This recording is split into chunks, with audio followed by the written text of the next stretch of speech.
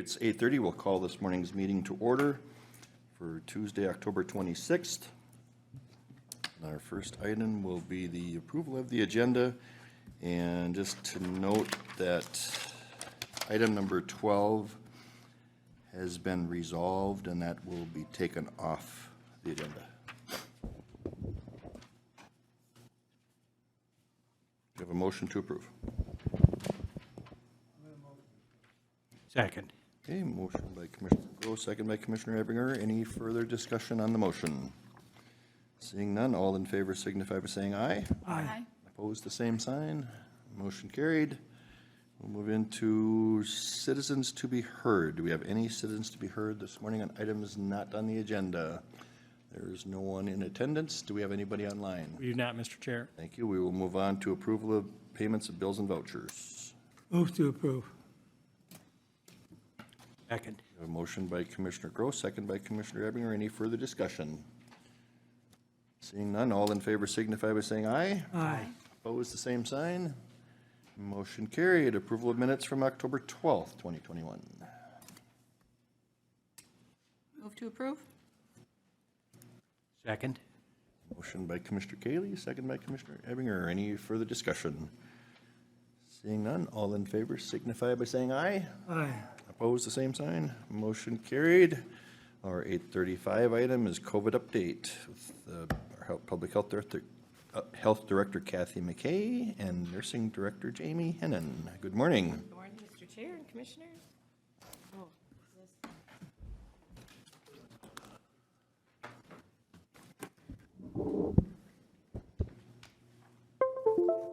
This one doesn't come out. I know what's on there.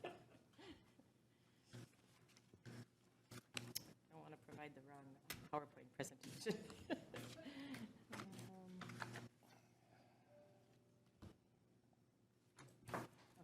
Got it.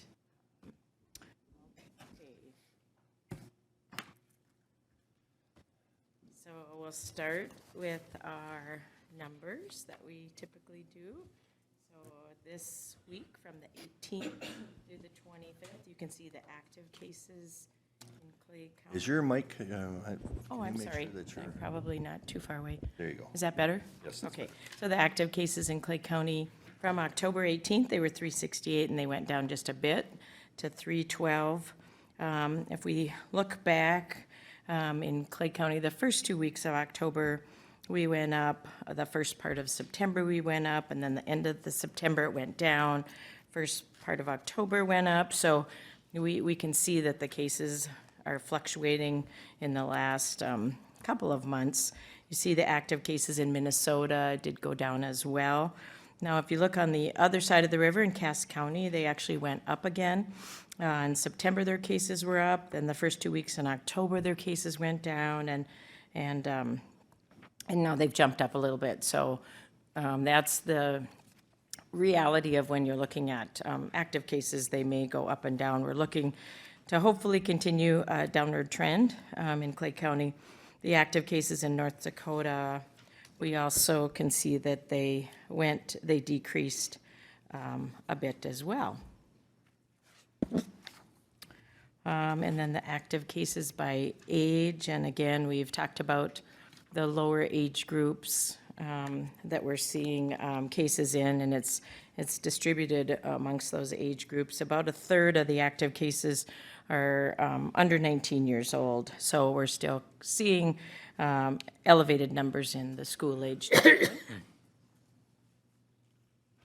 And then we look at the cumulative cases by age. Our total case count is 10,346. So this is across the pandemic total number of cases, which now is over the 10,000 mark.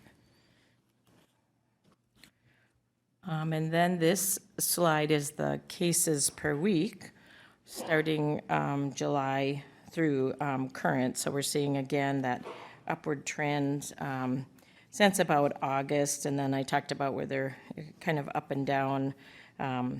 So it's still too early to tell yet if we've reached that peak and are now on the downward trend. So that's kind of what we're watching for this fourth wave.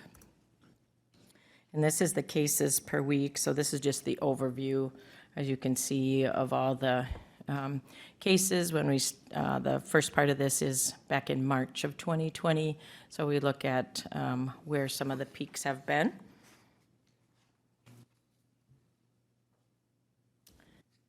And I think Jamie will follow up from here. Okay, looking at the Clay County deaths per week, unfortunately, we did receive notification of another death, so we're at 99 for Clay County. And then the next slide, looking at the hospitalizations this week. We've had 5 admissions reported for this last week so far. Things have kind of stabilized a little bit there. We're seeing 5 each week. And on the next slide here, this slide breaks down the recent hospitalizations for Clay County residents by age. And you can see that the majority of the hospital admissions have been in that 0 to 64 years, 64% of them. And then also the breakdown of the hospitalizations by age from August to the current time frame. Total of 72 admissions since August 1st in Clay County. And then looking at the hospital beds available, this is just our Fargo hospital capacity for each of Essentia, Sanford, and the VA hospital. Hospital capacity, our local healthcare systems in Fargo.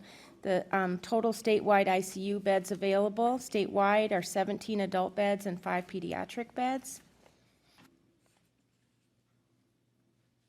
And again, note that each of these are referencing staffed beds. So they are continuing to stress the fact that staffed beds versus total beds available is their challenge. And then we have the North Dakota hospitalization data on the next slide. Currently, there are 173 hospitalized in North Dakota. Of those, non-ICU are 155, and then ICU 18. And then you see the cumulative numbers, and then also the current hospitalized due to COVID by age in the breakdown of that. And then the cumulative hospitalized due to COVID by age, as well as the current there. The chart in the middle shows the current hospitalization broken down, currently 1 pediatric admission. And then the next slide, this is the Sanford, the 22 Sanford Health-owned hospitals that we've been showing. And again, what we're trying to depict with this slide is that 198 of the 219 are unvaccinated versus the 21 vaccinated. So we sound like a broken record, but really trying to state that the vaccinations continue to keep people out of the hospital and out of the ICU for most cases.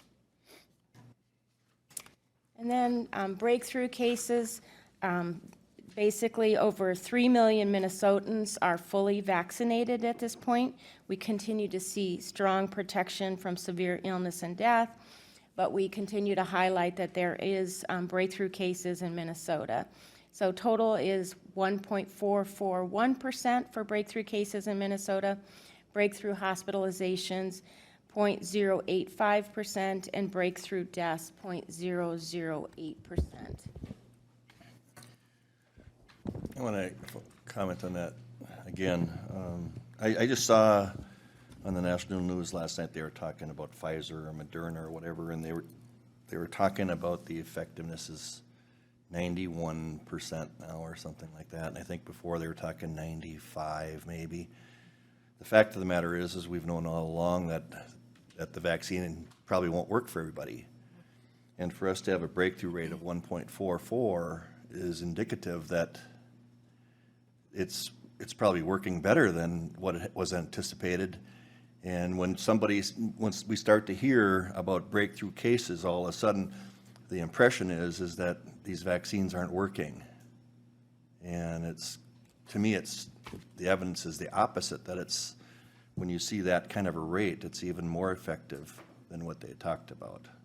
So I just want to bring that point out for the public to for when they're deciding if they want to get vaccinated or not, so.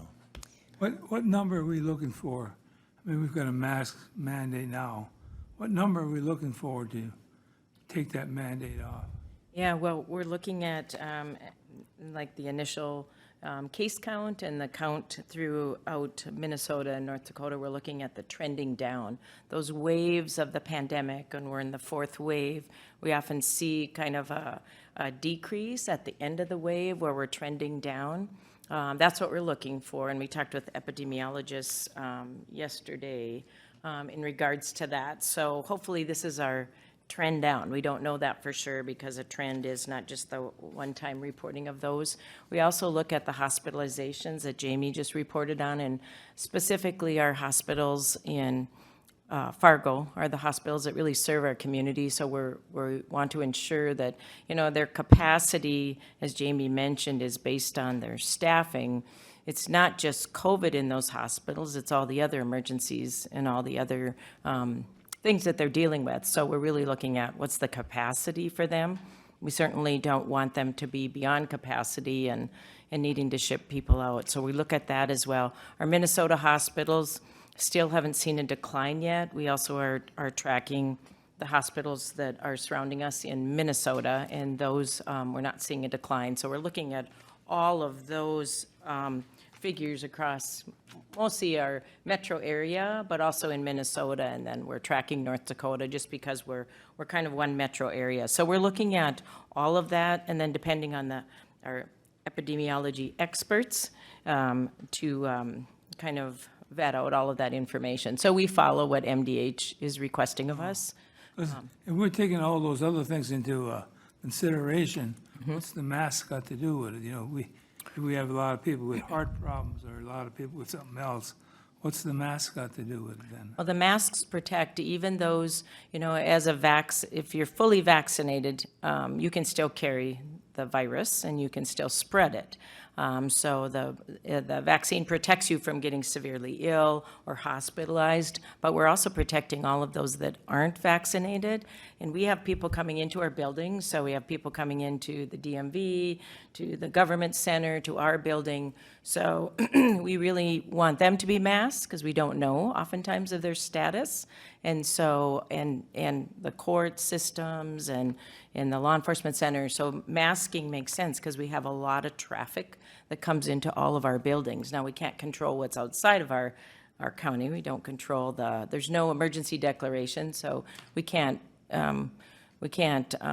decide what businesses will do, but we can at least do the preventative measures for our county. And this is pretty consistent, so Fargo did their mask mandate, the city of Fargo and all of their buildings a bit before we implemented that, and again, their numbers were a little bit worse than ours as well. So it's just a mitigation strategy. It's one of the, you know, the social distancing, masking. So again, we have people unvaccinated. We have a lot of children unvaccinated, and so we have parents that have children. So we're just trying to mitigate that in what we can control. Did that answer your question, Commissioner Gross? Yeah. Yeah, I guess I don't know. One place has it, one place doesn't, and it's just, I mean, you come in here, you wear a mask. You go up to the next door, you don't wear a mask, and I don't know. Yeah. I guess we're doing our part, so. We're doing our part. Exactly right. Thank you.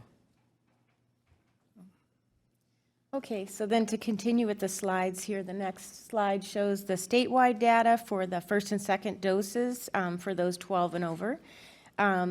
So people with at least one vaccine dose, we're at 73.4%, and we're crawling with those first and second doses, and people who've completed the vaccine series at 69.9%, and we were at 69.6%.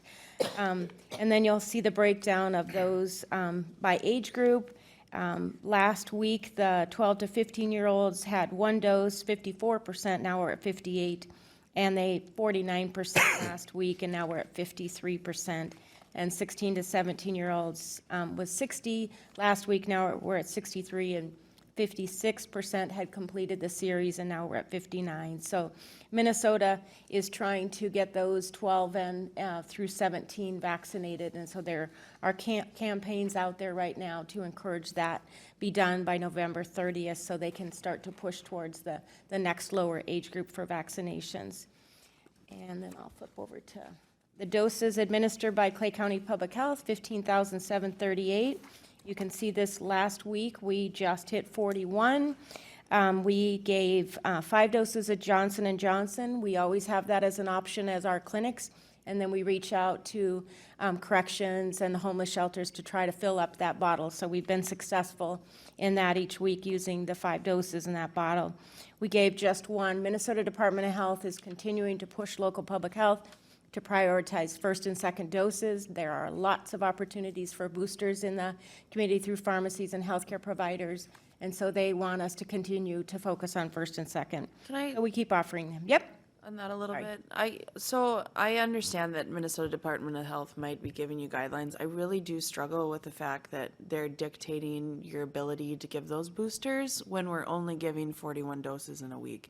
And I'm not trying to minimize what you're doing. You've done a phenomenal job as can see.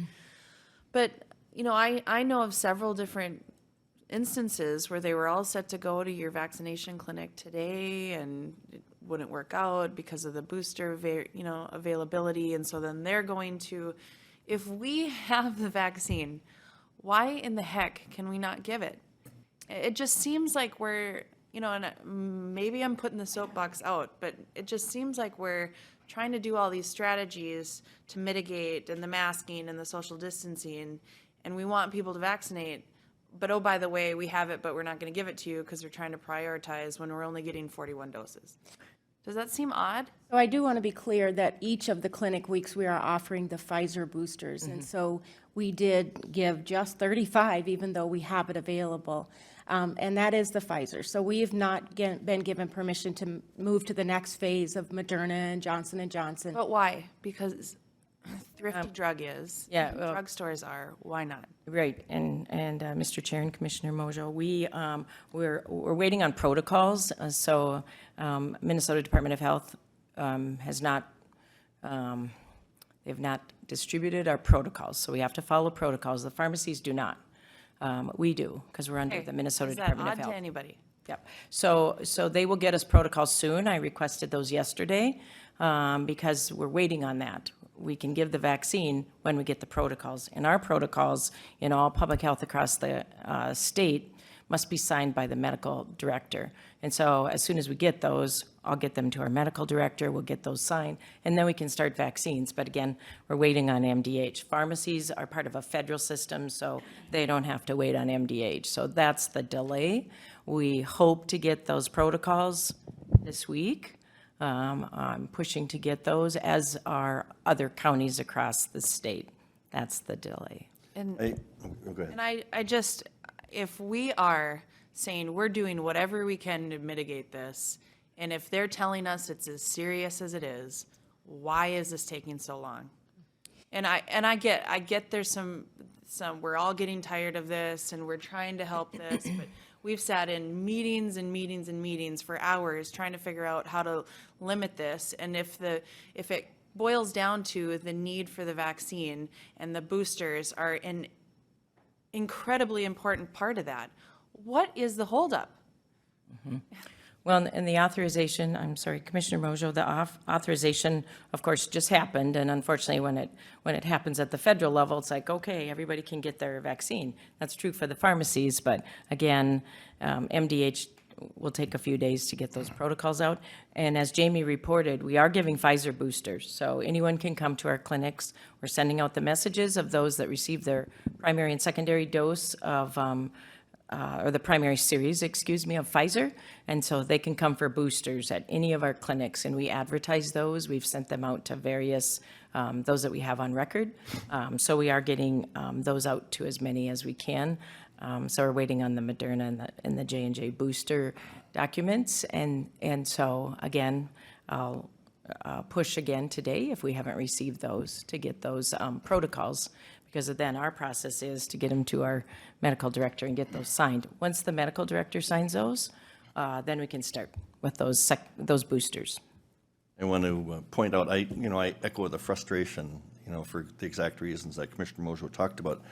On the other hand, Moderna, I believe, was just federally approved for the booster last week. Correct. So it's not like that we've been waiting a long, long time. I do want to let the public know that there is availability. Myself and a couple of friends, we managed to contact Walgreens and Moorhead on Main Avenue, and we had an appointment for 10:30 Sunday morning and went in and got our booster shot. So it's available. Unfortunately, the protocol from your system for public health for Moderna and Johnson & Johnson hasn't happened yet. I don't even know if the FDA has approved Johnson & Johnson for the booster yet. I'm not sure if they have. I believe so. I believe that was Thursday as well. Yeah. Okay. So, but just, if the people are really, and I do have one question on the booster in a minute, but if people are really interested and concerned about and want the booster now, they can contact their own pharmacy. Correct. There is a questionnaire, and there are limitations on who qualifies right now, even at those locations for the booster. Right. In other words, it can't be anybody. They have a priority process that's in place. I happen to fit in based on my age. Yeah. So anyway, so my question on the booster, maybe, Jamie, for you, and maybe you can't answer this today, but in the past, when you'd go in for your first shot and your second shot, they'd say, well, it's not going to be fully effective till 14 days after, I think it was. In the case of the booster, is it the same thing? Is it before it's fully effective as becoming a booster? Is it that 14 days after? Don't they know that yet? With your first and second dose, you're fully vaccinated already. Right. So it is really a booster. And then what they found with the first and second dose is it takes about 2 weeks for that to kick in. But you are already fully. And then the booster just increases your Exactly. immunity Correct. Exactly. percentage or whatever. That's correct. Yes. Yes, Commissioner Ebinger. Yeah, not to be redundant, but my wife had her Pfizer several weeks ago when it was authorized, but I went in Friday and at Walgreens, and it was every 15 minutes they had people in there. Again, I qualified because I'm over 65, and there's some qualifiers in there, but what Clay County Public Health is going through is part of the government bureaucracy. I don't like it either. And I wish we could be more helpful at a county level. But the pharmacies are fully wide open and operating. And if you meet the categories, they can get a booster now. They've got them, and it took me from picking up the phone to walking out with a Band-Aid on my arm, probably an hour and a half. And most of that time was just sitting home waiting until my appointment time came up. So it's a fairly painless process, and really encourage people to do it. And if they haven't got their first or second one yet, please do it. And we're able to, at the county level, to administer those at our vaccine times, but the pharmacies are doing it, and the healthcare providers are doing it also. And Mr. Chair and Commissioner Ebinger, we anticipate getting our protocols very soon. I don't think the delay will be weeks. And so we should get those soon, and then we'll be able to offer those booster doses, again, along with our Pfizer that we're already offering. So. Jamie, do you have more? I will just add, just as an explanation for that, is what the protocols are is it's actually a Board of Nursing requirement because public health is an independent practice, so it's not a doctor's order. So it's actually created with, who qualifies, what the precautions are, when what the contraindications are. It's several pages that the Minnesota Department of Health puts those together for local public health, and then it goes to our medical director for review. And we did actually, because we were waiting for the Pfizer, we started working on that ourselves in order to create it as quickly as we could, and we'll do the same thing for the Moderna and Johnson & Johnson. Yes, Commissioner Cayley. So have you heard a timeline about kids under 12 getting shots and when that's gonna projected to be approved? Yeah, the kids under 12, the 5 to, the Five 5 to through 11-year-olds, yeah, they're, Not officially, but Right. officially towards the end of November is what they're looking at. yeah, they're still in the process of getting through all of that information, so. Commissioner Mojo. Thank you. Are individuals available or allowed to get their flu shot at your vaccination clinic? Yes. Okay. Sorry, I have a frog all of a sudden. And also, I had inquired a couple weeks ago about doing off-site vaccination clinics, either at the DMV or elsewhere. I was at a football game in North Dakota yesterday, and they had a vaccination site at the football game. What are you hearing or planning in terms of that?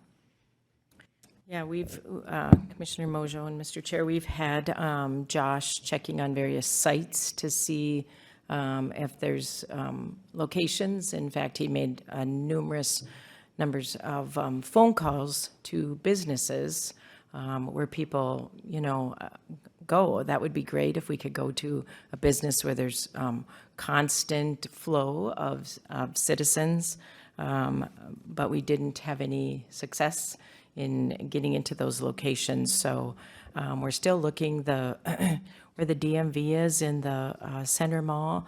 The numbers are low. We have people coming to the DMV, but there's not a lot of high traffic. So we were hoping to get some of the areas where there would be a lot more traffic. So he's still working on that process. I appreciate that. I think that, it's maybe not always about huge numbers, particularly since we only saw 40 vaccinations total last week. So I appreciate that you're looking at that, and however that will look, I think it's important to be able to go to the people, because it is sometimes a limitation to have to go online, schedule an appointment, figure through that. I was trying to help my mom with that last week, and why can't I just walk in? And so however we can continue to make it as accessible as possible for people is important. And Mr. Chair and Commissioner Mojo, we also tell people if they're struggling with that online form to just come to our clinic and we'll help get them registered.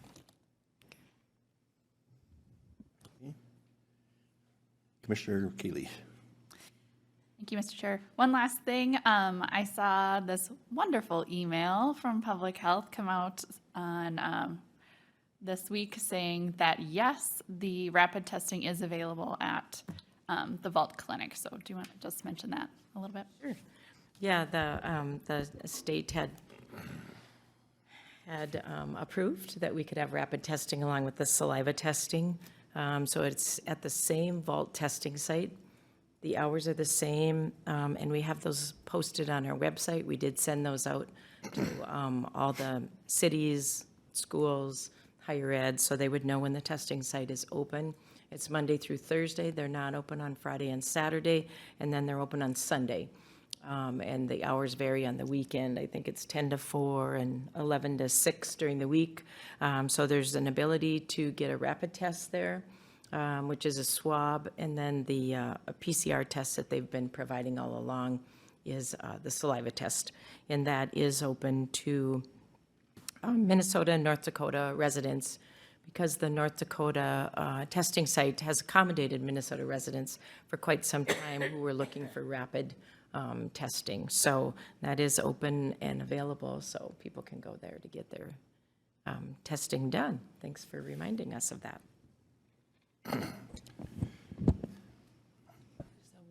Okay, Commissioner Mojo. A month ago, this board made a motion to enact the mask mandate on the county campus, and as well as their buildings. And we did that because it was a response to some trends that we'd seen in the community. I was critical of that because I was concerned that we didn't have a policy in place or benchmarks in place to really have a guiding document for what it will look like going forward. I don't believe we have that yet.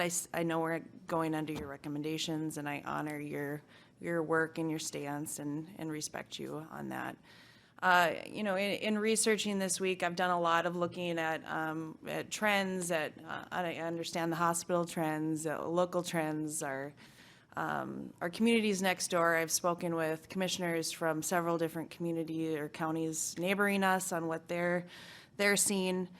I've followed the Moorhead School District's percentages. The student percentages are at 0.48%. The staff is like 0.38%. Positivity, but also quarantine ratios. The Holly School District has 3 out. My point is I've been very, very careful to make sure that we're looking at all of the parameters, and in doing so to look at what county buildings policies should be. You know, I'm concerned because our Clay County staff, personally, our percentages have been quite low for positivity, but also quarantine rate. We're less than 1.5%. That's been steady. We've tracked that all the way through. I've had significant conversations with Darren on that. I also serve on the ARPA committee, and when we voted on this a month ago, I said, I want departments to come to us and say, what more can be done? Here's some money that is out there. We need this in our department to keep people safe. We need this in our department to help streamline so that we can reduce contact. And we haven't had any of that. You know, I know it's an unpopular thing. I have not been quiet about the importance of vaccination. You know, I've been vaccinated. I marched my kids through there. I'm doing all that I can to help limit my exposure. But it's concerning, and because of that, I will make a motion to cease the mask mandate in our public buildings and county spaces, effective today. I guess that's what my original question was, say, when I came. What are the benchmarks, and I will second that motion. Okay, we have a motion by Commissioner Mojo, second by Commissioner Gross. Discussion. I have some questions, and I was going to actually raise these before this motion was made. When I look at the Clay County cases per week on the handout today, these numbers are significantly higher than they were in April of this year. Was it in May of this year when all of these state mandated issues went away? Am I correct in Remember that. Yeah, for the the emergency Emergency executive order where all of these things were in place? Was that May? I believe that was May. I can't confirm that. I don't have that right in front of me. Yeah, and so when you look in May, we had numbers, you know, Clay County cases in the 50 to 60 range, and then it obviously went down to as low as 3 Yep. in July. We're at 165 this week. That's still probably 3 times higher than, if I'm correct in thinking when the executive order went off and what we were doing. I would like to see us have some sort of a specific, getting to Commissioner Mojo's early question, is that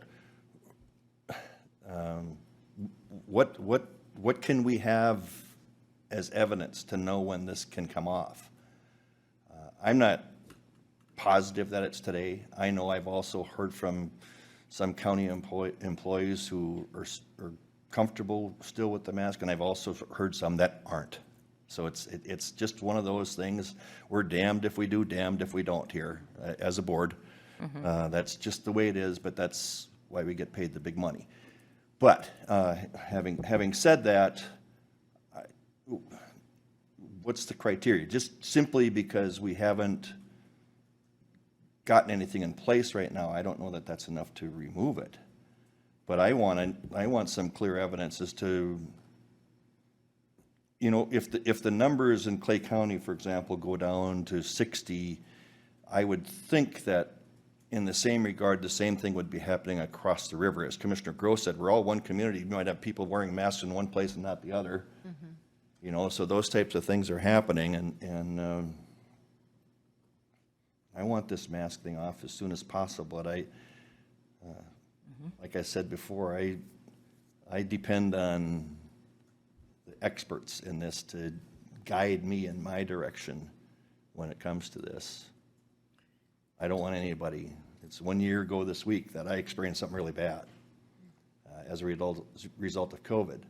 And I'll do whatever I can to prevent anybody else from experiencing that. So I just point that out as part of this discussion. And, Mr. Chair, if I can, again, I know there, you know, there's maybe a need to have a specific number.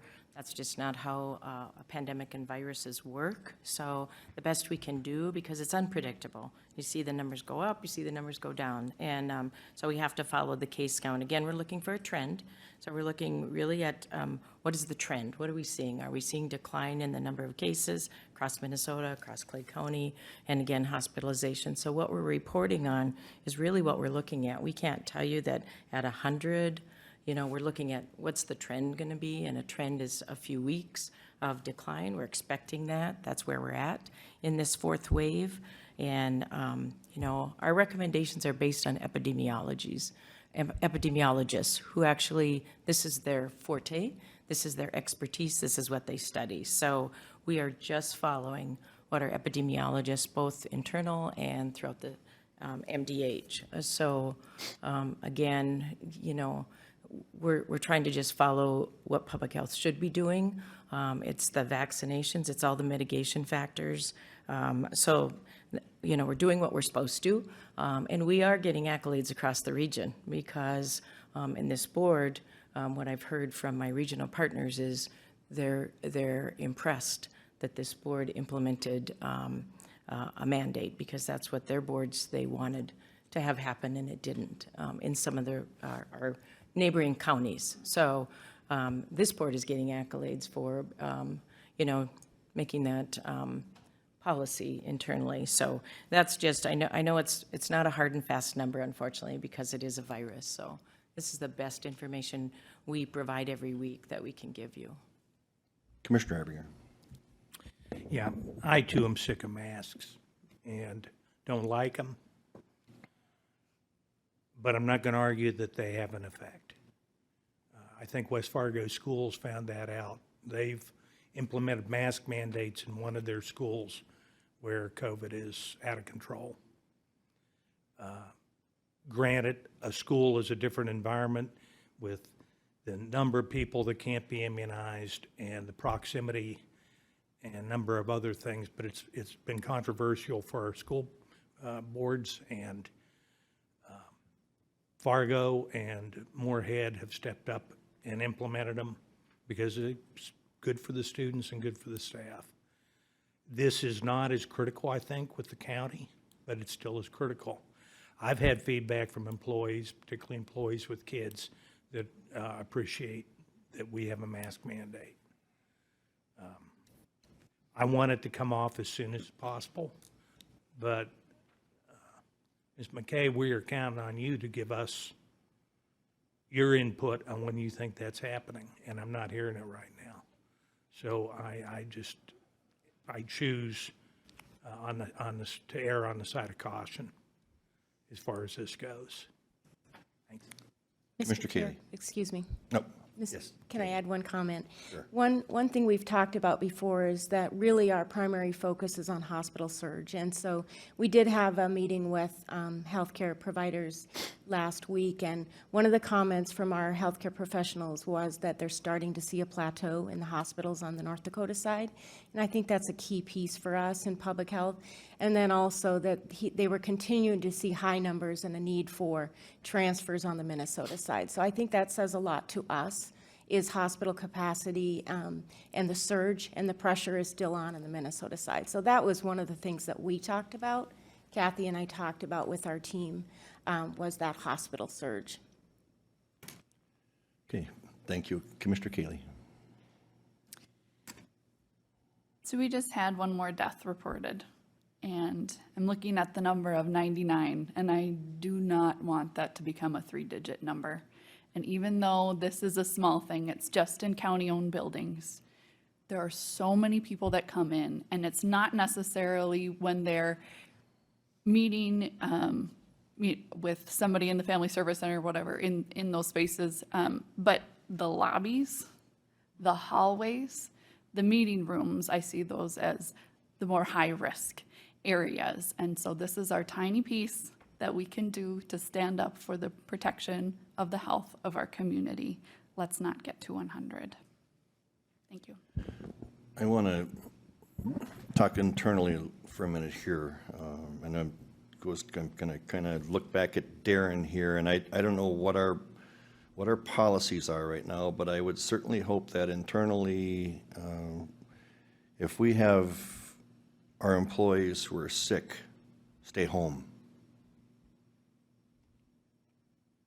I mean, I can't give a clearer message from my standpoint on that. If you're sick, stay home. Get tested and find out then if you're, I know there are some who might be low on vacation time or sick time or whatever, but the risk to others on something like this is way too severe. I am not going to support the motion today, but we've asked, once this spike started happening, or these wave happened, we started having you come back every week. I noticed Becky isn't here today, and she's our epidemiologist on our part. I want her back here. And to have these discussions, and when you talk, Kathy, when you're talking about trending, it seems to me now we've had a 2-week trend that it seems to be the numbers have been dropping, and I want to hopefully that continues, and within the next week or 2 weeks or 3 weeks, we can remove this mask mandate. I'm not going to vote for today because I don't know that anything's changed from this week to last week, other than we're down maybe 50 cases in the county, whatever that number is. But I'm not going to. I want some evidence that we can do this, and if the trending is what it is, the numbers are the numbers. And I know the hospitalization thing sometimes falls, it lags a little bit in terms of the rest of it. So. Okay, Commissioner Mojo. Just to follow up, I don't think I ever said that if things got out of control that I didn't support measures to make sure that we helped with that. Currently, we have 3 staff that are out sick or quarantined. 3. I understand where your perspective is, but we're continuing to go along without having policy. And a month ago, I asked for policy, and now we're just going to keep going without policy. Let's look at staff vaccination percentages, staff sickness percentages. What's, the hospital capacity the hospital capacity that Sanford is seeing right now, what percentage of that is what it used to be in November when we really saw huge surges? Is Sanford currently having traveling nurses come in to help like they did before with their surge? I understand what we're saying, we need to help the hospitals, but I also want to make sure that the hospital is doing everything they can to be prepared for surges, and I've not seen that. So. I guess I would have one more comment. You mentioned that you haven't seen that number yet or whatever that changed your mind, but my question, what is the number? Right. Yeah. What are we looking for? Are we looking for 20, 30, 40? And I guess that's what I'm trying to find. What is the number I'm looking for before I say, boy, we better wear those masks all the time, and whether we're 6 feet apart or whatever. If you're in the building, you wear a mask. But what's the number? Commissioner Gross, that's why I was referring back to when the state executive order went off, because there were numbers available at that time, And there were also numbers that were attributed to Clay County. And so I would think if we can go back and have that as our, somewhat of a guideline, at least from Clay County's standpoint, it did have numbers attached to it. Makes sense to me. So, and that's kind of what I'm referring to, and what I'm seeing right now is our numbers aren't quite there. But again, I'm not 100% sure in my own recollection as to when that went off, if it was April or whether it was May. So, so we'd have to have some, maybe looking at that, but I do agree that we have to have something now. What the things that Commissioner Mojo just talked about, all of these different sequences. Okay, these are things we need to measure. I'm assuming you're doing that for us. That's my assumption. Is that you're doing that? Our epidemiologist is doing that. But I think we're all kind of somewhat in limbo here is, what is the satisfactory numbers? That's what we're looking for. Can somebody help us? Could we have some idea next week of what these numbers should look like? Commissioner Chair, as I mentioned, because it's a virus, and back when the executive order, they were looking at trends. It's always about trends with the virus. You can't say at 60. Part of what you're requesting is kind of an impossibility, and we've had multiple conversations with our epidemiologists who say, this is exactly what we can give you. And then when we see the trends, and the hospitalizations and all of the combination of that. And I understand wanting a specific number, that's just not going to be possible. When we look at the numbers of people vaccinated internally in our county, that's just one segment, because we have many, many of the public coming in to all of the county buildings. And so we have to take into account, we don't know all the people that are entering our building and what their status is. So, we need to take into account, we don't work in a closed, locked building. It's open to the public in all of the county buildings. So, we take into account that we have people coming and going. We're requiring masks for people that come and go. That's part of that mitigation strategy as well. So we need to actually, if we're going to require masks of the public to come into our building, it's prudent for us to, be masked. Kathy, I would just put, at our peak here in this most recent wave, we were at, I'll put these on, 256. And we've gone to 217, now we're down to 165. And if we went down to 100 and then to 60, wouldn't that be a trend? So are you looking at? I'm looking at cases per week in Clay County. Yeah, the active cases. Yeah. Well, I am assuming they're active cases. Oh, you're not looking at the active cases. Okay. Yeah, we're, as you look at the active cases, what we're seeing as, was 312 this week, was 368 last week. Yes. That's the first one. Okay. So yes, we did dip like 50 people in Clay County. Yeah, and if that keeps going down, that would be Correct. great. Yep. Okay. That's the trend. Yep. All right. Any further discussion on the motion? Roll call vote, please. Commissioner Kaylee? No. Commissioner Gross? Yes, excuse me. Commissioner Mojo? Yes. Commissioner Campbell? No. Commissioner Ebbinger? No. Motion fails. Again, this is, you can see how there's a lot of uncomfort in this, and that's why we want you back here every week, and if we can have Becky back and we can keep trying to get answers to these questions. And I want this mask mandate gone as much as anybody does. Probably not as much as public health wants it. True. We take a lot definitely more get brunt than we all of do. we get all the information of We've been good and bad. way over on this, but anybody want to talk about this, or are we good? Yeah, it shows how many, we expect we'll see a lot more of the participation, as you see in, the latest week that they have data for is the October 17th.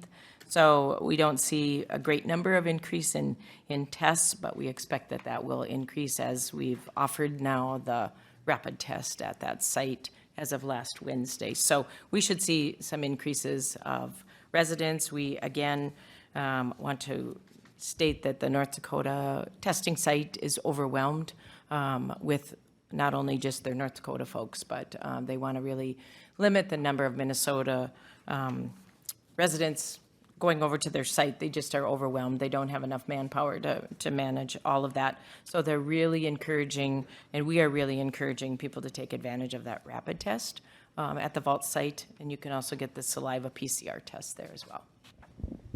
Thank you. Okay.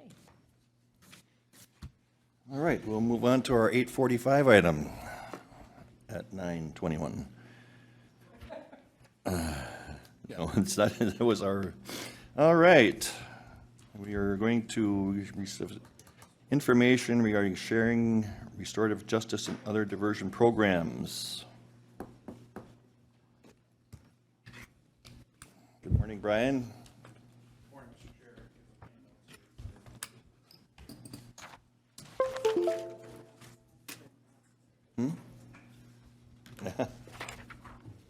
Yeah, that's,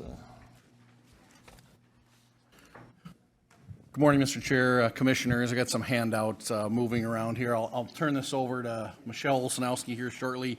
I thought it would be good to get in front of the board some information. I think, as we know, we hear a lot of different impact that that the pandemic has had, and we certainly know there was an impact on juveniles. As we move now into, last year there was definitely an impact of how kids went to school, but now this year, with kids back in school on a regular basis, inside the school themselves, I thought it'd be good to come before you, talk about diversion programs that we do within our office and within victim services that Michelle helps or administers. And then be able to just talk about some of the future things that we look at when we talk about diversion. So with that, I'll probably just turn it over to Michelle and let her introduce herself again. I think you all know her, but introduce herself and then talk through some of our diversion programs that we use. Good morning. I'm Michelle Olsenowski. I'm with the County Attorney's Office. I am the program director for the Victim Witness Program and then also administer our juvenile diversion program. And we have kind of updated our name as far as diversion goes. We definitely were aligned with restorative justice primarily. I think in the last couple transitions that we had within our office, the focus was to take diversion kind of as an umbrella. Restorative justice is definitely one of our routes to provide diversion to youth, and then we have a couple other opportunities too. So kind of moving forward, I think our the terminology we would use would be that juvenile diversion program.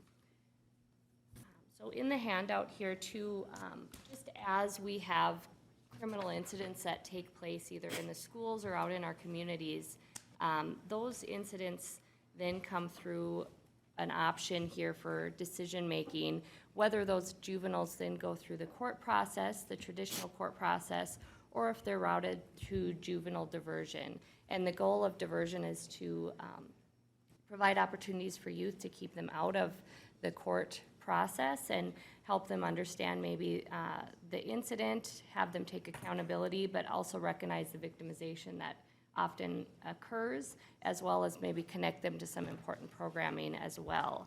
So that's kind of the two tiers in the decision-making process that happens here down at the county attorney's office.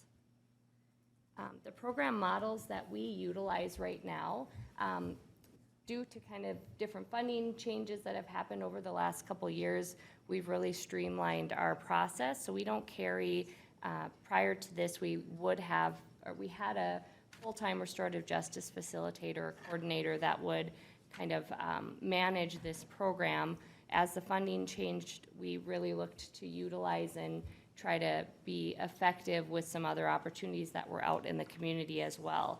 And so most recently, we partnered with the Consensus Council here it's a tri-state area program based out of North Dakota. They have a Fargo office and a Bismarck office, but they do service South Dakota, Minnesota, and North Dakota.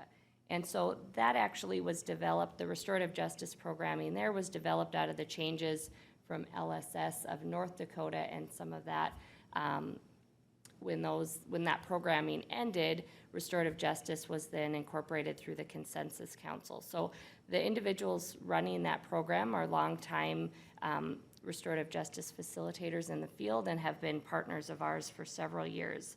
So right now they're utilizing restorative justice for those accountability conferences, which is the face-to-face meeting between victims and the individual who has committed that offense.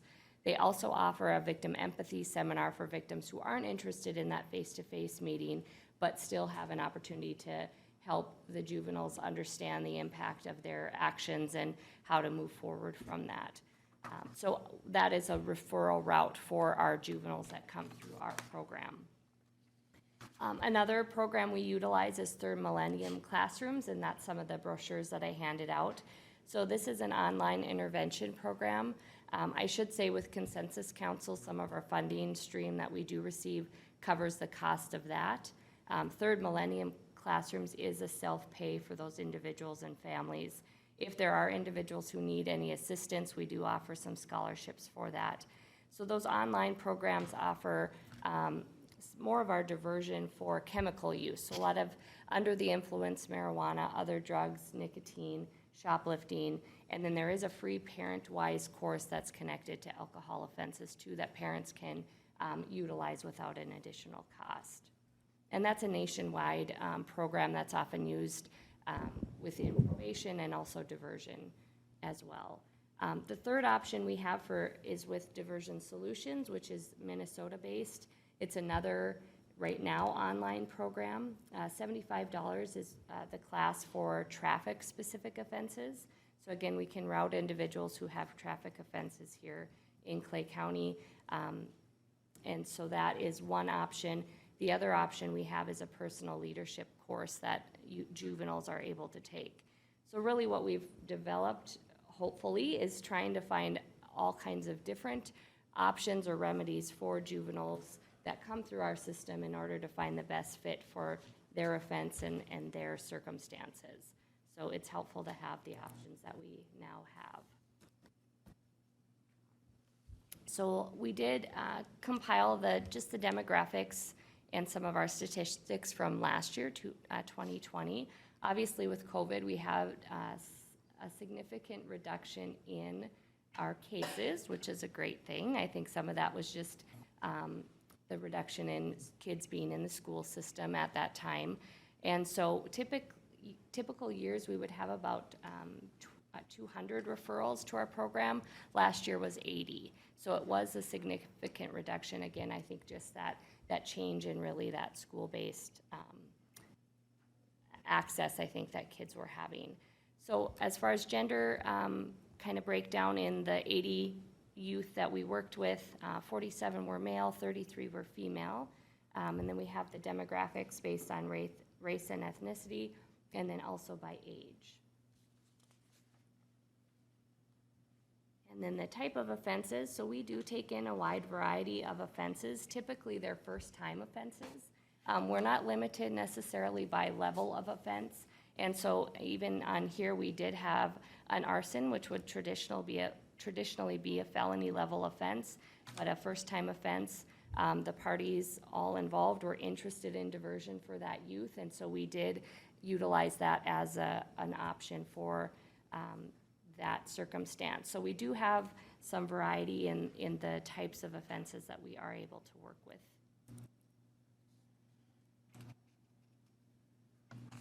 And then outcomes, so of the 80 youth referred, 59 successfully completed the program. 19 were transferred back to the referral source, so either to law enforcement or to the county attorney's office to then make further decisions. Some of those were youth who maybe committed another offense in the pendency of their case, or they did not respond back to several attempts to participate in diversion. And then we did provide 2 other services elsewhere with youth who were already connected to services and able to address those matters within those programs. And then look at our recidivism, so the individuals who were appropriate in the services that they sought out elsewhere, and we confirmed that we didn't have, those two individuals had no reoccurring or new offense within the time frame that we looked, which was in a year. Of the three individuals, or of the individuals who were transferred to the referral source, so those 19 individuals, 3 of them did commit new offenses. And then of the 59 who successfully completed diversion, 2 of those individuals completed or committed new offenses.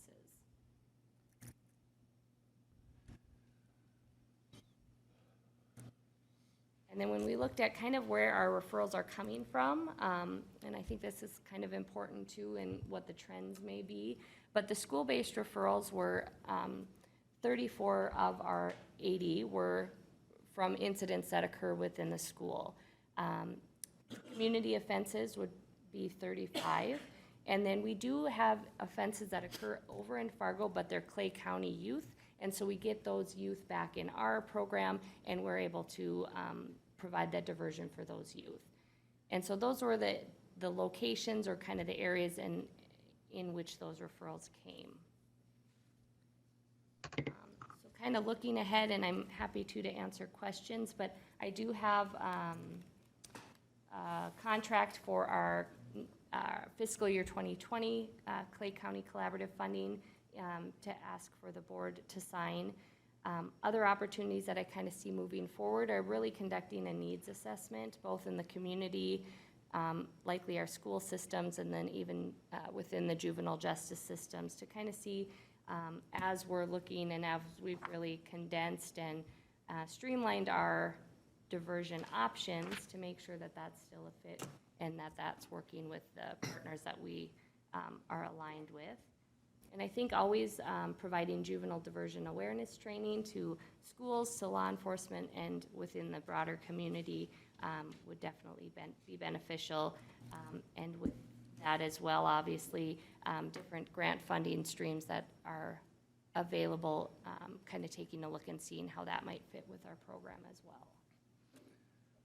Are most of these youth going through this program before they enter our juvenile facility? Yes, this is primary first-time offenders that have not been through the court process, correct? This is really encouraging. Yes, Commissioner Ebinger. Yes, my understanding, the changes made to the tobacco law resulted in police officers or school resource officers no longer issuing citations for kids that are even multiple offenses of vaping and possession of tobacco. Have you got a system set up with the schools where they're referring that to you for, because there were no consequences attached to anybody but the seller on these issues? Yeah, so with Tobacco 21 that came through this year, it removed any consequence for the use or possession of tobacco or vaping, any paraphernalia. And so I think the idea was to try to provide some treatment and to get some programming for those youth, but the reality is then we don't have a remedy if they're for the diversion, we don't then have a remedy for a court process or a court procedure to take place if those juveniles don't do diversion. So right now, yes, law enforcement is unable to cite those individuals for tobacco use or vaping use, even within the schools. And so I know specifically Moorhead Public Schools is, and I think countywide as well, public health has some tobacco prevention work that they're doing to try to establish some other programming for those offenses that are taking place. There isn't that kind of criminal justice route that had been in place. So that is in partnership, and we're kind of trying to figure out the best remedy for that. And I know with public health, they're taking some of the lead in that. Do you know if the schools are using disciplinary violation of school policy, or if there's any kind of consequence attached? Because I've had a couple SROs tell me that the kids laugh about it and talk about what a joke it is.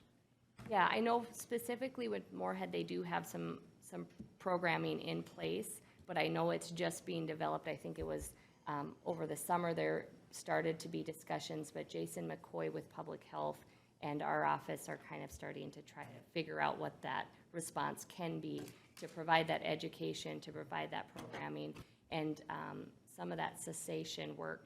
Actually, we helped fund Jason McCoy through Public Health to get trained in cessation in order to provide some of that for some of the youth here in Clay County. So it's not yet fully established, but definitely that programming is being discussed to remedy that. Okay, thank you.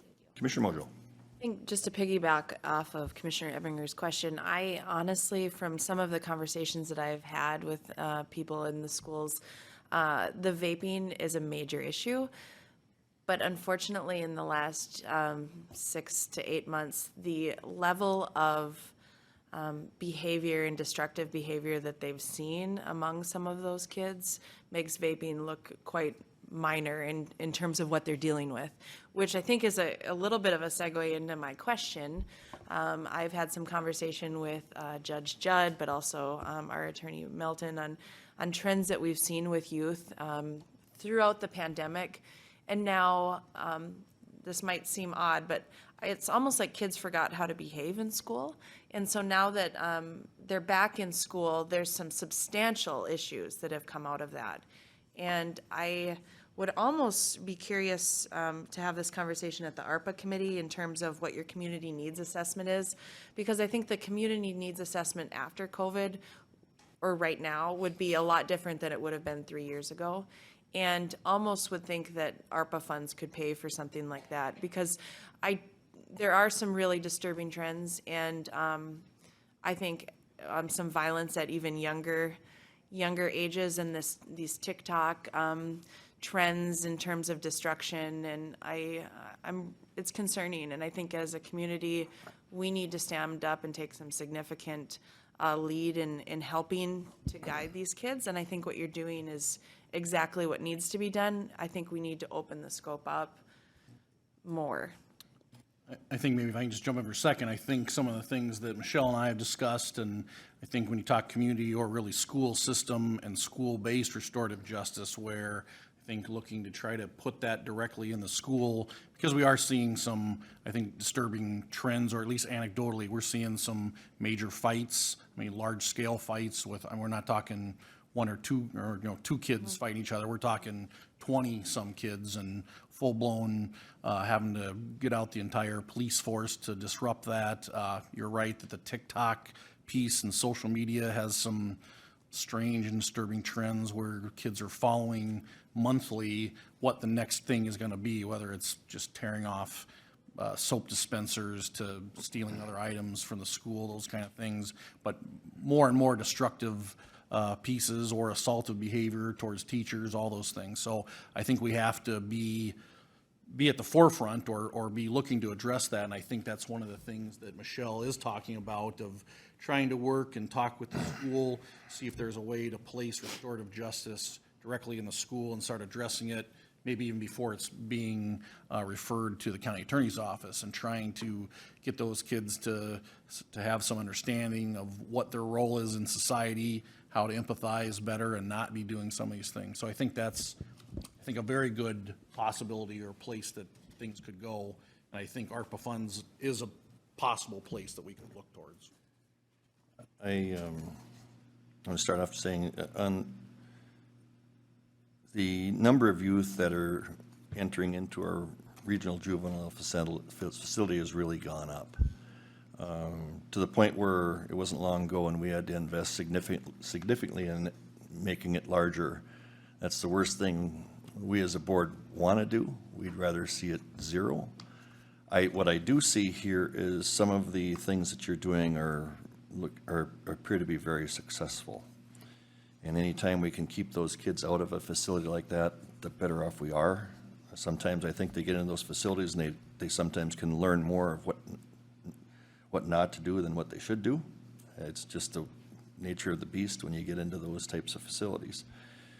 So I really, I'm encouraged, just like I am with our drug court process that we have. It's proven to be successful. Just for the public's knowledge on this. Every time we send one youth into our facility, it's like $256 a day. And if you do the math, that ends up being over $90,000 a year to house a youth in our facility. And that creates major strain on any budget. And if there's alternatives to that are successful, which you're showing, we should be doing that. And Brian, you serve on our CARES committee, so we'll be looking for you to make some recommendations as to what Commissioner Mojo talked about, and we will gladly take that into consideration. So thank you for your report. I don't know if there's any more comments or questions, but Just maybe a comment. yes. Thank you. Clay County has really taken an active stance in terms of making sure that we take steps to heal the whole self of folks that make poor decisions. I think that the programming that we added into the law enforcement or the correctional facility, the care we've taken to make sure that the juvenile detention center also has some really important programming for those folks. I don't think this is any different. I just think that for us to provide these programs to help kids who may have been in the wrong crowd or whatever will save them substantial headache going forward. But more importantly, it saves the county as a whole from having to spend these huge amounts of dollars on some of this stuff. So, I don't want it to come down to the dollars often. I think these are individuals and people that are great people. They just need some extra guidance. And we all know, as I can attest to, it is really hard to raise teenagers in even the best of circumstances. And so to have these opportunities for families is really important. I appreciate it. All right, thank you. Thank you. All right, next we have, and I apologize for those of you waiting for your presentations. We are running late today, and we will do our best to try to catch up. Our next item is a request for approval of Condemnation Resolution 2021-47 for improvement of US Highway 10. Brian and Dave Overbo is here. Good morning, Mr. Chair, Commissioners. I think this will be fairly quick, but I might just turn over to Dave and make sure we're explaining the work that's being done on US Highway 10 so they can understand ultimately what we're looking at within this resolution 2021-47. We are looking at a condemnation action, but I thought just a little explanation of what's being worked on, and then I'll be requesting that you sign off on the resolution itself. Correct. This is for the turn lane project in the city of Glendon. It's a cooperative project between the city of Glendon and Clay County, and then it's a majority of it's funded through an LPP grant from the state. So state's paying for all the construction costs, and then the local share is right-of-way and utilities. Just so happens during the right-of-way research that there is is it 6.5 or 8.5? I think it's 8.5. 8.5. We have an 8.5 foot bust in the original platting from over 100 years ago. So we're cleaning that up. And in these type of projects, when the county's responsibility, county and cities is the right of way, that's our responsibility to clean this up. So essentially what the process we're doing, I know our county attorney's office has worked with MnDOT's attorney's office to make sure following the procedures correctly, but we're going to condemn kind of a no man's land piece of, it's currently used as state right away, but it doesn't have anything officially tied and mapped to it. So we're just kind of cleaning that up. And so ultimately, I know we've gone through that condemnation process just recently, so knowing that this is the first piece of the process, asking to sign the resolution, vote and sign the resolution, we'll go through a court process. A lot of this will be through publication since there's no ownership.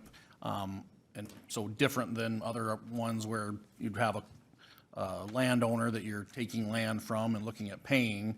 I don't expect we'll see a lot of argument in regard to this, but we do need to go through the process. So this is the start of the process, then we'll move through the courts, and we'll bring it back to the board at a later point after it's gone through the court process. So I would be asking you would sign the resolution, vote and sign the I resolution. do find it kind of odd that we have a piece of land that nobody owns. I don't know how that ever happened, but Odd thing too. It can happen, so. That's what we got. All right, so we're looking for a motion to approve Resolution 2021-47. I'll move that we do that. Second. Motion by Commissioner Gross, second by Commissioner Ebinger. Any further discussion on the motion?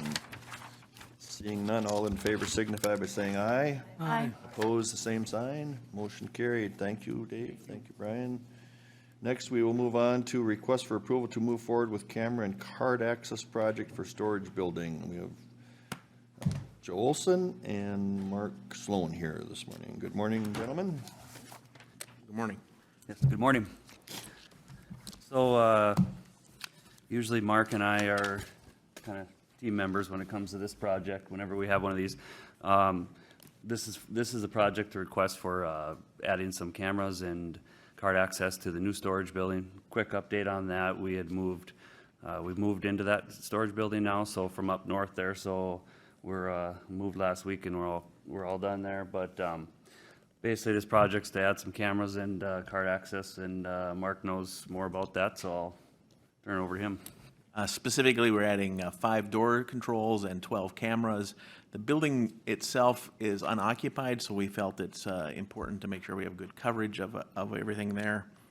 The camera control and door controls are tied to our existing systems that cover all of our facilities, and they'll be in turn connected to our county network infrastructure, which Rory's folks are working on right now as we speak to bring into the building, which will happen in the next couple of weeks. So that will give us the capabilities we're looking for. So total project cost of this is $27,811, and we've ran this through the building committee to have it funded out of the capital bonding. Any questions? Move to approve. Second. Motion by Commissioner Gross, second by Commissioner Kaylee. Any further discussion? Seeing none, all in favor signify by saying aye. Aye. Opposed, the same sign. Motion carried. All right, thank you, Mark. Thank you. Joe, you're going to stay right there. We have a request for approval to move forward with Family Service Center 4th floor fit-up project. Joe and Sandy Thorne. Good morning, Sandy. Yeah, so this project is something that I've teamed up with Rhonda and Sandy. They're the brains of the operation, basically. What we've done here is we're proposing to, a couple months ago, Cap LP had moved out of the 4th floor and that wing became vacant. And through the master planning, of Rhonda's master planning of idea to get Sandy's unit up, child support unit up to the 4th floor, and a little bit nicer offices, bigger offices area and stuff. And at the same time, attached to this is a little bit of a proposed deal that isn't quite concrete yet, but it's going in the right direction, that the dental clinic would expand into Sandy's existing area. And so this was a nice way to occupy a 4th floor space and have some expansion on the 1st floor. So what we've done is we've gotten together and looked at exactly what needs to happen as far as operation and fit-up costs of the 4th floor, and that's what you have here with this. And we're also proposing new carpet and paint as well, because it's about time for that too. So funding-wise, we worked with the building committee, discussed few different options on that, and we've come to the conclusion that best way to do this is Rhonda would pay for this project, total cost of $53,642, but then resubmit that through federal money. So For about half of it, right? for about half of it. So roughly, county would have a $26,000 cost to this project. So, and Sandy has, I mean, if you have any questions about that program, that's why Sandy is here. Well, I had an opportunity a couple weeks ago. There was a retirement party for a couple people, I ran into Sandy, and I had an opportunity to get a tour of that with Sandy, that area, and the plan really makes sense, and it's really a good deal. One of the things that we haven't talked about here is also what will be used of the space where you're leaving. And that goes to, Steve, if I'm not mistaken, that's part of the expansion of the dental clinic, right? Yeah, that's correct. And there's, there's the opportunity for some significant investment on the part of the dental organization to remodel and invest into that lower 1st floor area. So it's kind of a win-win for us here, I think, in the long haul. And I certainly like this, and you've got your way for paying for it, and I support, and we did, our building committee did also support this project, so I don't know if there's any, Frank, do you have anything to add on that? No, other than, it's a good plan, so we got some funding coming in for it, so I make a motion, we go for it. I'll second the motion. I do have a question, though. Okay, motion by Commissioner Gross, second by Commissioner Mojo, and comments. Commissioner? I just wanted to ask why we're removing windows. I know that that's kind of at a premium usually. Oh, People- yeah.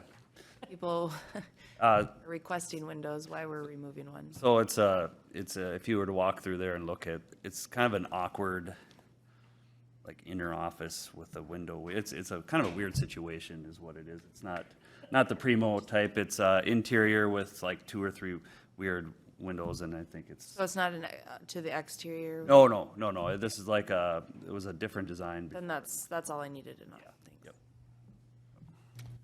All right, any further discussion on the motion? Seeing none, all in favor signify by saying aye. Aye. Opposed, the same sign. Motion carried. All right, I guess you're ready to roll. Yep. Thank you. Thank you. Thank you. All right, next we have a request for approval for the Minnesota Family Investment Program Biennial Service Agreement. Jamie, you're here for Rhonda this morning. Good morning. Morning.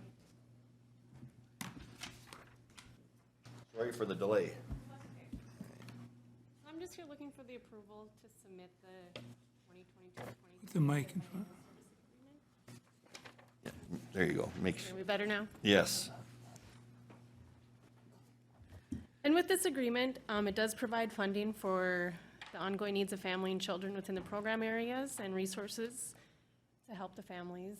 With these funds, we can help people that are pregnant women or that have children in the home or are caregivers for children. Make a motion to approve. Second. Motion by Commissioner Mojo, second by Commissioner Kaylee. Any further discussion? We're going to make it easy on you today. All right, seeing none, all in favor signify by saying aye. Aye. Opposed, the same sign. Motion carried. All right, Jamie, we'll get that signed. Can we do Gabe's really quick since Gabe's, Pardon me? can we do Gabe's really quick since Gabe's here? Oh, sure. Do you mind, Gabe, doing yours quick? Let's see, Gabe. Well, we're gonna do item number 10 while Gabe is here. Gabe, come on up. Sorry. Morning, Mr. Chair, Commissioners. Good morning. I have And a- this is attachment H in your packet. Okay, go ahead. All right. I'm looking to spend up to $750 of ARPA funding for space heaters. And what the space heaters are used for is if people have heating emergencies in the winter, they can call our dispatch center, or if they call the Community Action Partnership, they will put them through to our dispatch center, and a deputy will run those heaters out to them. Just an emergency to keep them, to get them by until they can get their furnace fixed. In the past, the Community Action Partnership has provided us with heaters, and we have a sign-out process, and just through the years, we're down to 1 heater left. And I thought this would be a good use of ARPA funds, as most of the people that are in need of the heaters that use them are lower income and would, you know, in the event that it takes a couple days to get a furnace fixed or something like that, would probably end up in a shelter situation around groups of people. So that's my request. I'll make a motion to approve the request with ARPA funding. Second. Motion by Commissioner Mojo, second by Commissioner Ebinger. Any further discussion? Seeing none, all in favor signify by saying aye. Aye. Opposed, same sign. Motion carried. Gabe? All right, thank you. Let's do Chris McShane while we've got, let's do that one, and then we'll take a short break. Thank you, Chairman Campbell and Commissioners. Again, my name is Chris McShane, and I appreciate you guys being willing to hear from me by teams. I'm not feeling the best, and instead of coming to share all that with you guys, I thought it'd be best to do this by teams. All right, so Chris, just before you get started here, we did remove item number 12 from the agenda because that's been resolved. Yes, that's correct, Chairman Campbell. Item 12 is removed. I'll give a The purpose of appearing before you today is to give you an update on the eminent domain actions, which will include the update on settling the Livedall property, and then also to request a deposit of funds to move forward with the Bliley property. So the Clay County Commission, you guys approved a resolution 2021-25 at your May 25th meeting. That resolution allowed for making final written offers to 4 property owners that own property that's necessary for the Red River control structure for the FM diversion project. And that resolution also authorized moving forward with eminent domain to the extent that we couldn't get the property acquisition completed with those final written offers. We were successful in negotiating with 2 of those 4 landowners for the right-of-way that was necessary for the Red River control structure. Unfortunately, we were not successful in negotiating with the other 2. So we started an eminent domain action against the Livedall family and against the Bliley family. Throughout the eminent domain process, as we had told you guys back in May, we continued to negotiate. We reached a resolution with the Livedall family, and a purchase agreement was signed. It was approved last week by the MCC JPA, and it was signed and returned to us by the Livedall family yesterday. That purchase agreement will resolve all the issues with respect to the Red River control structure for the Livedall property, and that transaction is set to close on Friday. Unfortunately, we have not been able to negotiate a resolution with the Bliley family and that's Scott and Ruth Bliley, to acquire the necessary right-of-way for the Red River control structure on OIN 249. That's a designation that identifies properties that are necessary for the project. So with that, we will be having a hearing tomorrow with Judge Gustafson from the Clay County District Court. And at that hearing, we will be petitioning the court for immediate title and immediate possession of the necessary right-of-way on the Bliley property that would be required to construct the Red River control structure. That hearing is being conducted pursuant to Minnesota statute section 117.042, which allows for immediate possession of the necessary right-of-way for a project if it is required to acquire that property before having a commissioner hearing and ultimately determining value for the property being acquired. The Red River control structure is currently out for bid, and the Corps of Engineers needs right-of-way certified by November 15th. So this is a perfect example of when statute 117.042 would be appropriate. To comply with 117.042, the condemning authority, which is Clay County in this case, needs to deposit with the court the amount of the appraisal for the property rights that are being acquired. The appraisal for the Bliley property for the Bliley property rights being acquired for the Red River control structure is $83,350. 85,000. Are there any questions about the status of this action? Isn't it 85,350? I think you said 83,000. It's 83,350. Okay, so we have a typo then on our document here in attachment I. I did want to, at our MCC GAPA meeting, it's my understanding that the Blileys are not contesting the land, they're contesting the value. Is that correct? That is correct, Chairman Campbell.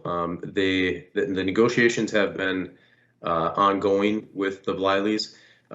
They contest not so much value, but their hope is that they can trade property, and the issue of trading property is how many acres of replacement property they would receive for the property that they are seeking to trade, and they're seeking to do a holistic settlement. So it would be not just the 249 property, but also their neighboring properties that will be needed for the project. So, and Chairman Campbell, I apologize. The information in front of you in Exhibit I is correct. It is 85,350. That is the amount of the appraisal that was conducted by the Patch and Mesner firm, and that appraisal was done April 12th of 2021. So okay. 85,350. Okay, thank you. Commissioner Ebinger. Yeah, I'd like to make a motion to deposit $85,350 with the Clay County Court Administration in the case of the County of Clay versus Ruth I. Bliley and Scott D. Bliley et al., civil number 14-CV-21-3053. The 85,350 is the appraised amount of the property rights being acquired from Mr. and Mrs. Bliley on property identified as OIN 249. The deposit's being made in accordance with Minnesota statute 117.042 and to take immediate title and possession of the property rights being acquired. We have a motion. Do we have a second? Second. We have a motion by Commissioner Ebinger, second by Commissioner Gross. Any further discussion? Seeing none, all those in favor signify by saying aye. Aye. Opposed, the same sign? Aye. Okay, we have one opposed, all right. All right, motion carried. Thank you, Chris. Thank you, Commissioner Campbell, and all the rest of the commissioners. Thank you.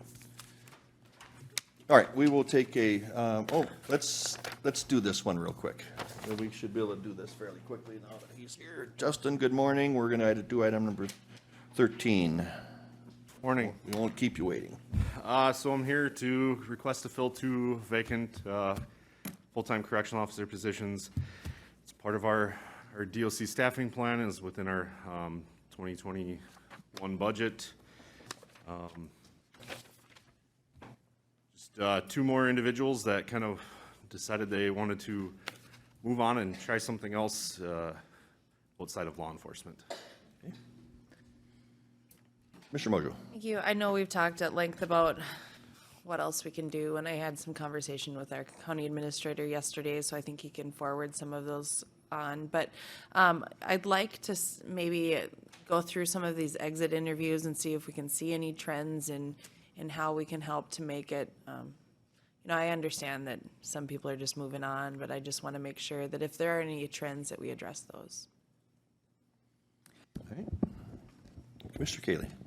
My question is, who does the exit interview? Is it a direct supervisor or is it someone else? What's the procedure? So Human Resources just recently created a survey, an exit interview survey that's been sent out to, I don't know, probably the last 3.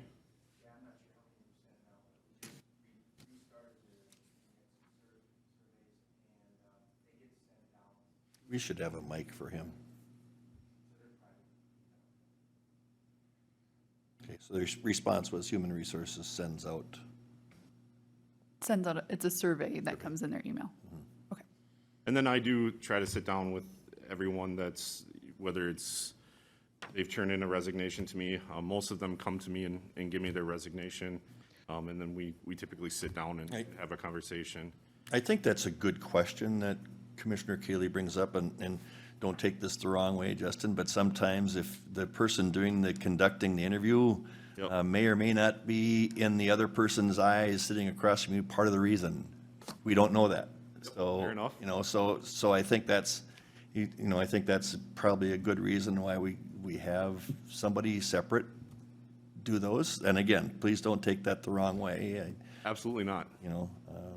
And I'm not suggesting that that would be the reason. We've all had a boss that we didn't want to say this. Right. That's right, yeah. We all know. So, all right. Commissioner Ebinger, then Commissioner Ebinger. Yeah, how many openings you got right now? We currently have 8 full-time openings 8? with the 2 I'm here asking for. Any list or any? No, even if I were to interview and offer all the individuals that have currently applied that we have yet to do interviews with, it probably would only fill 4 or 5 of the positions. Okay. We are not seeing applications come in whatsoever. I finally just restarted our Indeed job posting, which requires them to not only apply on jobs Indeed, but then they also have to go to the county website and actually apply on the county website. I would say for every 4 to 5 applicants I get on Indeed, I actually get one that translates over into a Clay County application. I think a lot of it is just people kind of looking through what jobs are out there and are available and just maybe submitting some interest, but maybe aren't truly interested in the position. You get much outside of our immediate area? We have a little bit as of late. I know we're conducting a background investigation on an individual that's in the military in, I think it's North Carolina. So we do see a little bit outside. Had an individual reach out from Texas.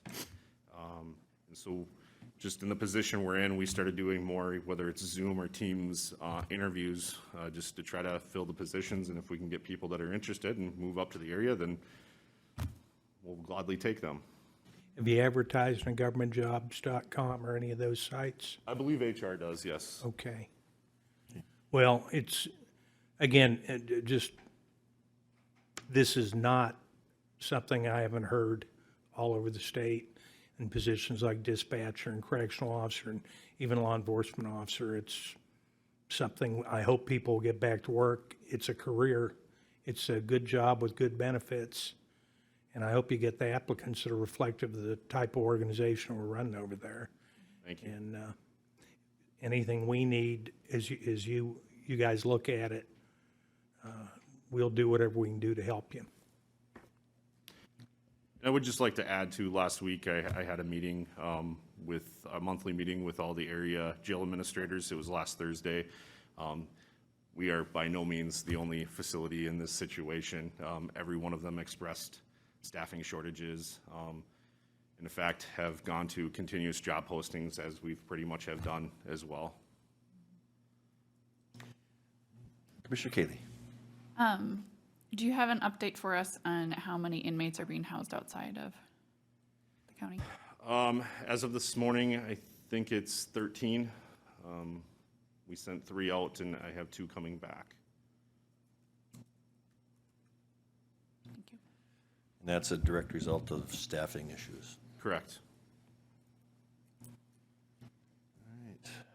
I move we approve the request. Second. Motion by Commissioner Ebinger, second by Commissioner Cayley. Any further discussion? Seeing none, all in favor signify by saying aye. Aye. Opposed, the same sign. Motion carried. All right, Justin, you're good to go. Thank you. We will take a 5-minute break. We're all present, back in session. If we will now move to item number 8, Wild Rice Watershed District, redistribution of watershed district managers. Steve, you want to take this? Yes, Mr. Chair. Thank you, Commissioners. Just wanted to, we touched base a little bit on this last week, but this morning wanted to talk a little bit and have a discussion and maybe get some direction from this board. There is a upcoming public hearing on the Wild Rice Watershed on redistribution that's been brought forward by Becker County. And so if I could, I'd just maybe like to provide a little bit of feedback. This discussion has kind of been going over the last 2 years, a little over 2 years, and that's now kind of bridged 2 different commissions. And so I thought that it'd be good to maybe just provide a little bit of background on how we got to where we are today. Again, the Wild Rice is one of the 3 watersheds within Clay County. The Wild Rice, the Buffalo Red, and then we have a small portion of the Otter Tail watershed. The Wild Rice is approximately 2,080 square miles, and it's comprised of different portions of the counties of Norman, Polk, Monoman, Clearwater, and Becker.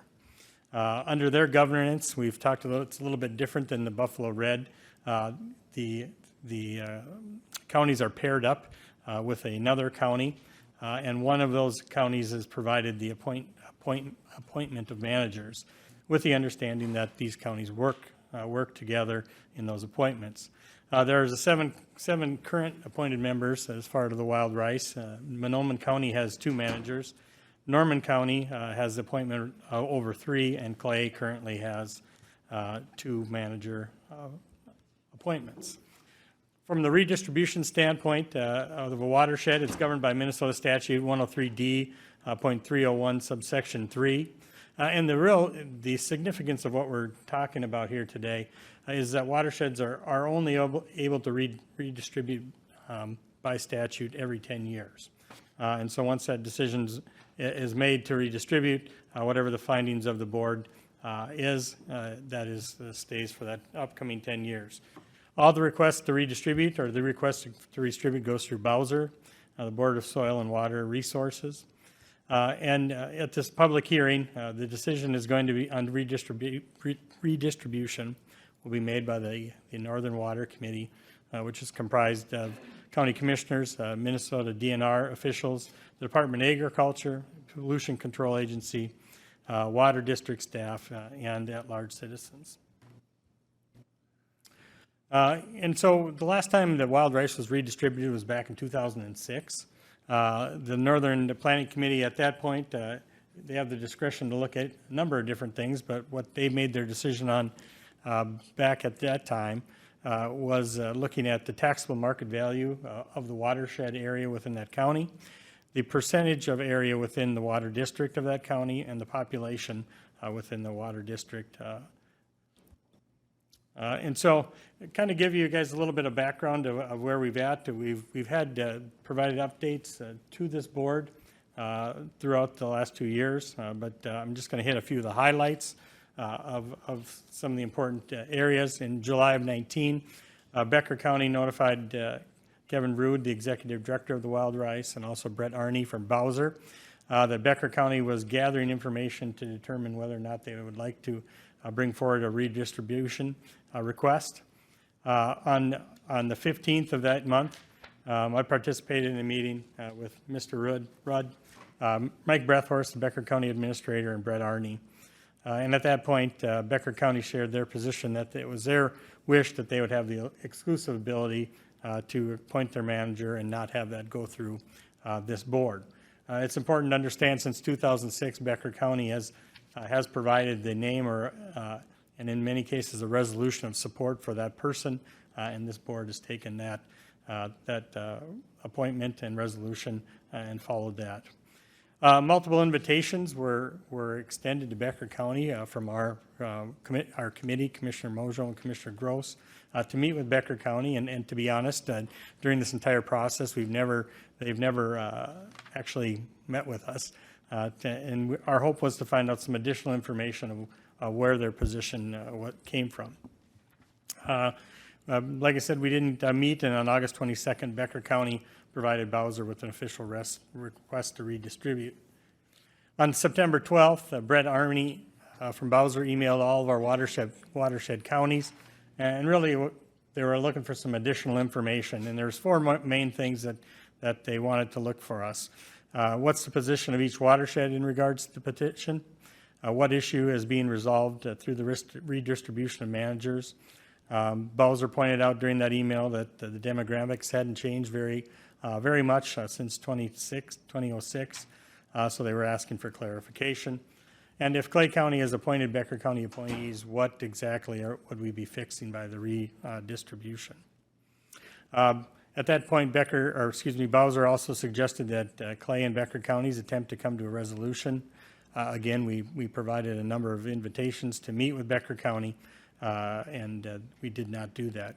Commissioner Mojo did share during a board meeting, during her committee update, that she had spoken with Commissioner Scary in regards to the redistribution. But again, we didn't have any success in coming together as a committee. With Clay County in compliance of the structure of the wild rice distribution process and Becker County not willing to meet, therefore as a committee, we were not able to provide any compelling information of why Becker County was looking to redistribute. And after meeting as a committee, we notified Mr. Arney on November 12th that Clay County wasn't able to reach an agreement with Becker County to allow them to exclusively have appointment rights. No additional correspondence happened with Bowser or Becker County until September then of 2020. In September of that month or that year, Becker County did send us a joint resolution. That resolution is in the handouts that I provided you. Again, requesting information, or requesting the ability to separate those two votes and give Becker County the ability to appoint. In that memo, we saw for the first time that Becker County stated that Dwayne Erickson had resigned as a Watershed, a member of the Wild Rice. He came before our board, and at that point, he agreed to continue to stay on. Becker County expressed that they were frustrated that proper communication didn't occur prior to having that board session. I think it's important to note that this past year, or this year, Becker County did reappoint Mr. Erickson to the Watershed Board. And so if they were frustrated with anything that was happening, that would seem to be a strange action to take. On November 5th of 2020, Commissioner Mojo and Commissioner Gross provided this board a full update on the committee's decision not to bring this resolution forward to the full board. And on the 25th, Becker County requested Bowser to move forward with the redistribution handout, and that memo is in your handouts. In January of this year, the Watershed, Becker County did request that they delay any public hearing due to the pandemic, so that would allow for a time and date when we could all meet in person. Again, we heard nothing from January until October 12th of this month. I received notification from Bowser, along with all of our other members of the Wild Rice, that there would be a public hearing on redistribution of managers on November 3rd in Ada at 2 p.m. When we started this process with Becker County, they had indicated that they wanted to have control of one of the votes. It was through conversation with Ms. Felix Gertz. She had indicated that Becker County is now requesting that both managers be allotted to Becker County. This is so bizarre. And so I'm going to provide a little bit more information, but as we go through this, what we'd be looking for feedback, thoughts from you here at the end is, does this board support the position of redistribution of the watershed? Why or why not? And I think that'll be one of the first things that the Northern Water Board will be looking at, is whether or not this meets the level of going to redistribution. And then if the petition is granted, does the board support Becker County receiving the appointments rights of one or both positions? Again, as I mentioned earlier, there's these three categories, the three categories of what the Water Board looked at the last time. And then I think there's some other areas of consideration that I think are important that they may also take a look at. We'll cover some of that. At board last week, Mr. Chair asked about making sure that we had some of this information. I would like to thank both our GIS department and our public planning and zoning department in working with some of this information, and also this first slide, the Auditor Treasurer's Office. Unfortunately, from a market value standpoint, we are relying on Becker, Monoman, Clearwater, Polk, and Norman to provide their market values, and so we made the effort over the last week to get that, and unfortunately, we were not successful. Percentage of total area within the watershed district. If you take a look at your slides here, Becker County has 10.26%. Clay County has 11.9%. Clearwater has 9.66%. Monoman 25.9%. Norman County at the largest at 41.18%. And Polk County at 0.97%. The total percent of the population in the water district, that from 2006, that did swing from Clay County to Becker. Becker has 12.4%. Clay County has 10.9%. Clearwater 7.6%. Monoman 30.5%. Norman 36.5%. And Polk 1.8%. And so some other additional information to consider, or that the board could consider as they make their decision, is tax capacity. Again, we have it broken down into county capacity and capacity percentage. The bonding of dollar amount for 2023 is about $250,000. And so Clay County currently has the 2 votes. Their tax capacity is $5,450,512. Excuse me, 512. Becker is $4,001,692, or 17.28. Monoman County is $6,739,073, or 20.4997%. Clearwater, $982,497, or 2.9887%. Norman County is has 3 votes, has 15,251,229, for a total net capacity 46.3930. And Polk County is $448,985, or 1.3658. Steve, is that the recent tax capacity, or is that going back? This is the 21 for 20. This is the 21 information for 22. Okay, tax cap, okay. One of the other areas that was mentioned last night of interest in looking at this is in working with planning and zoning, they've identified 12 drainage areas in Becker County. 3 of the 12 flow directly into Clay County, with the south branch of the Wild Rice being the major contributor. And in talking with Matt, it was his interpretation, while we're unable to determine the volumes of each of those, it would appear just that the south branch would be one of the major contributors out of the 12. And so, again, I think some things, as you guys decide how you'd like to move forward, some possible outcomes to the redistribution to consider. Again, the Northern Water Planning Committee could just deny the request to redistribute altogether. If redistributing is approved, Clay County could lose 1 or both votes. And I think one of the things that Bowser felt it was important to point out is redistribution could also show that Clay County and Becker County no longer support 2 votes, and they could end up sharing 1. And so one of the things that Bowser has mentioned throughout this is important to understand that redistribution of manager has been requested, but this process can be halted at any point if an agreement can be made up until the Northern Water Planning Commission makes a decision. So why is it the Northern Water Planning Commission at Bowser? It's part of that commission, and so the state is broken up into different sections, and Bowser has oversight of that. And Does it go to the Northern Water Commission, and does Bowser still then have to approve it? yeah, That's my understanding. Bowser always had to yeah. approve it. So the Northern Planning Commission is part of Bowser. They're under their umbrella. So Northern, they would, Make the recommendation, and and then Bowser it would go to Bowser? Yeah. Okay, I just want to make just the logistics. Yes. Of it. All right.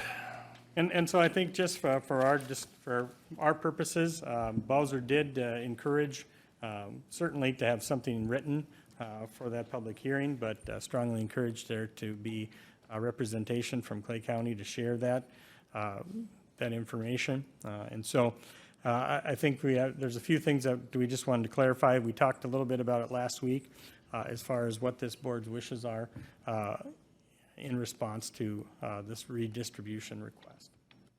And so maybe that's the first thing we could touch on is what the board's position is on that redistribution. Do we support that? Why or why not?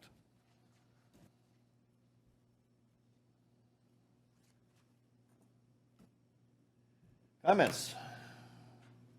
Well, we had a meeting this week, or last week, and as a committee, we see no reason for changing anything.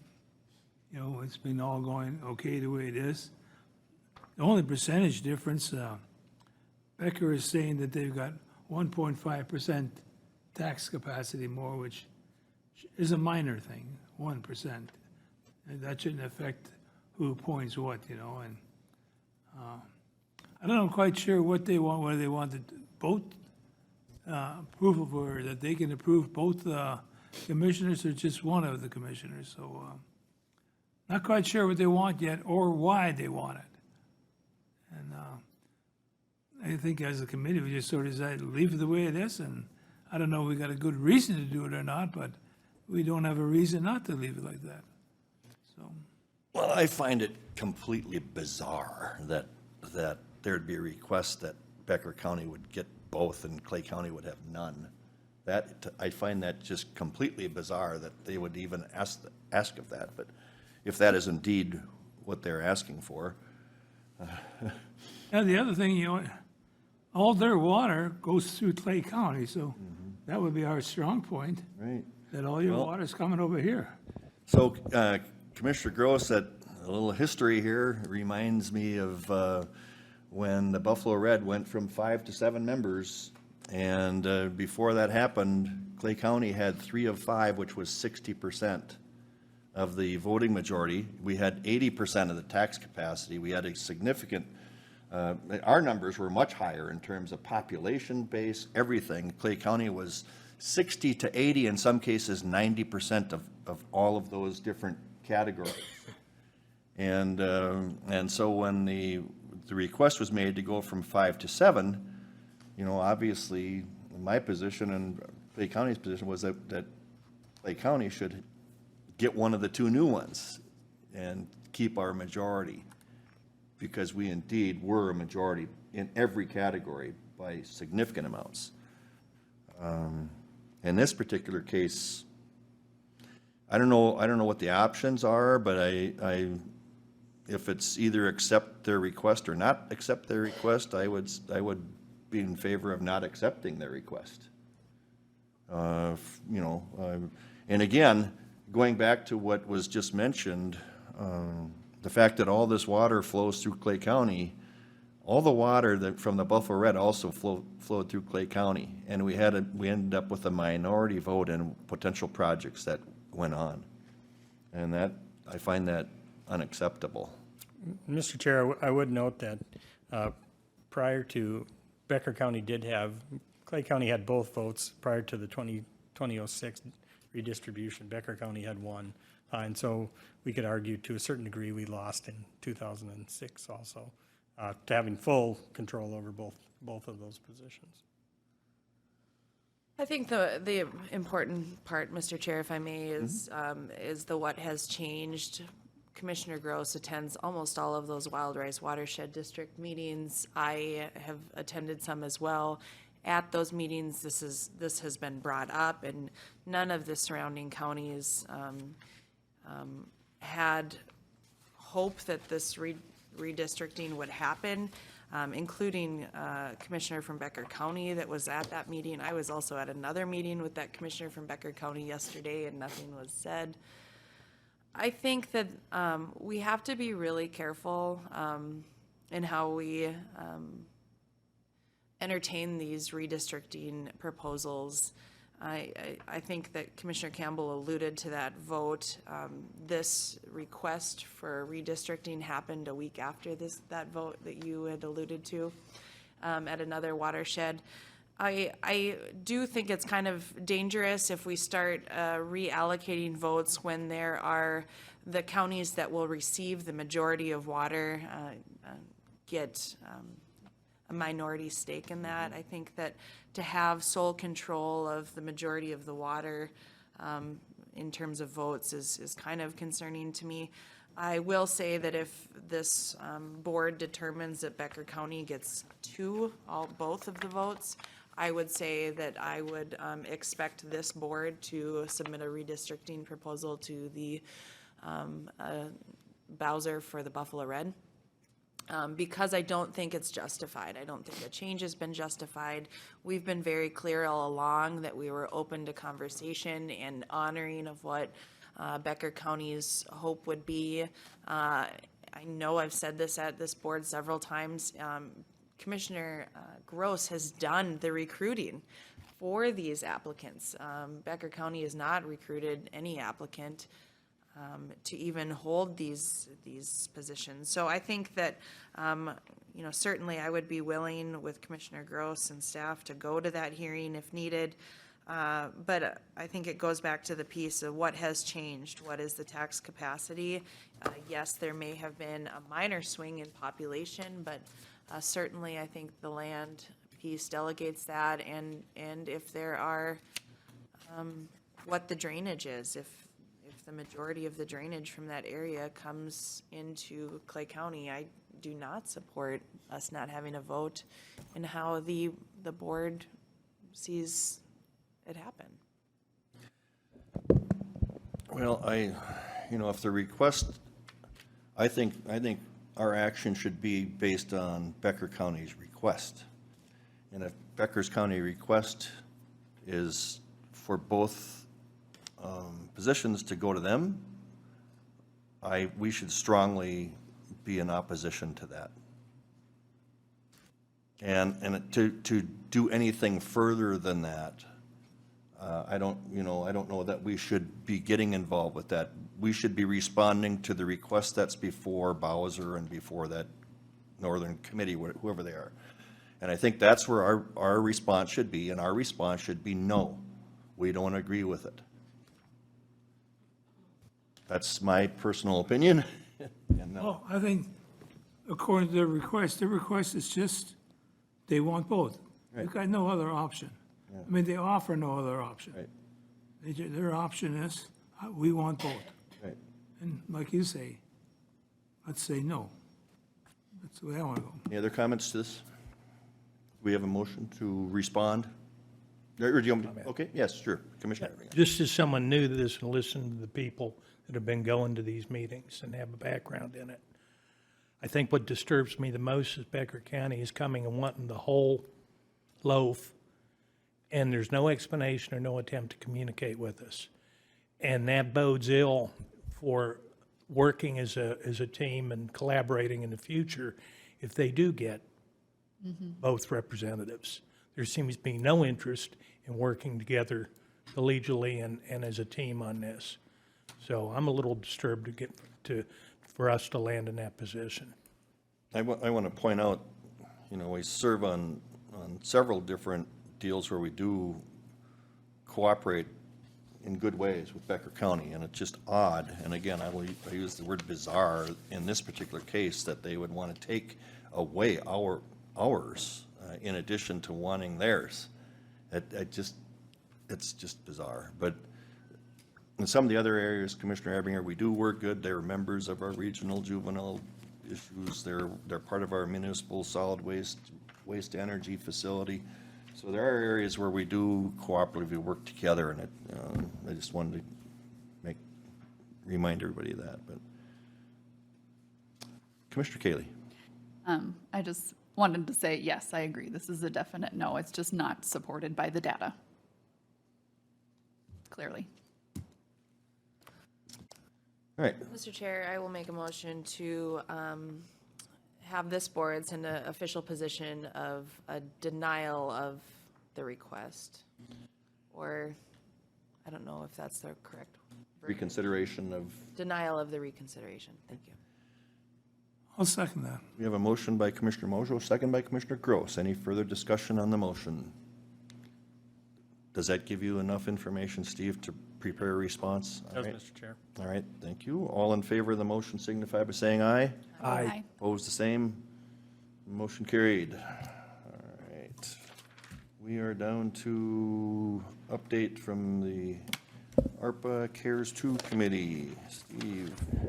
Thank you, Mr. Chair. Just wanted to cover a couple different things that the American Rescue Plan is part of a $1.9 trillion emergency legislative package that to deal with the COVID pandemic and spur economic growth. There's a $350 billion of that was designated for state and local, territorial, and tribal governments to respond.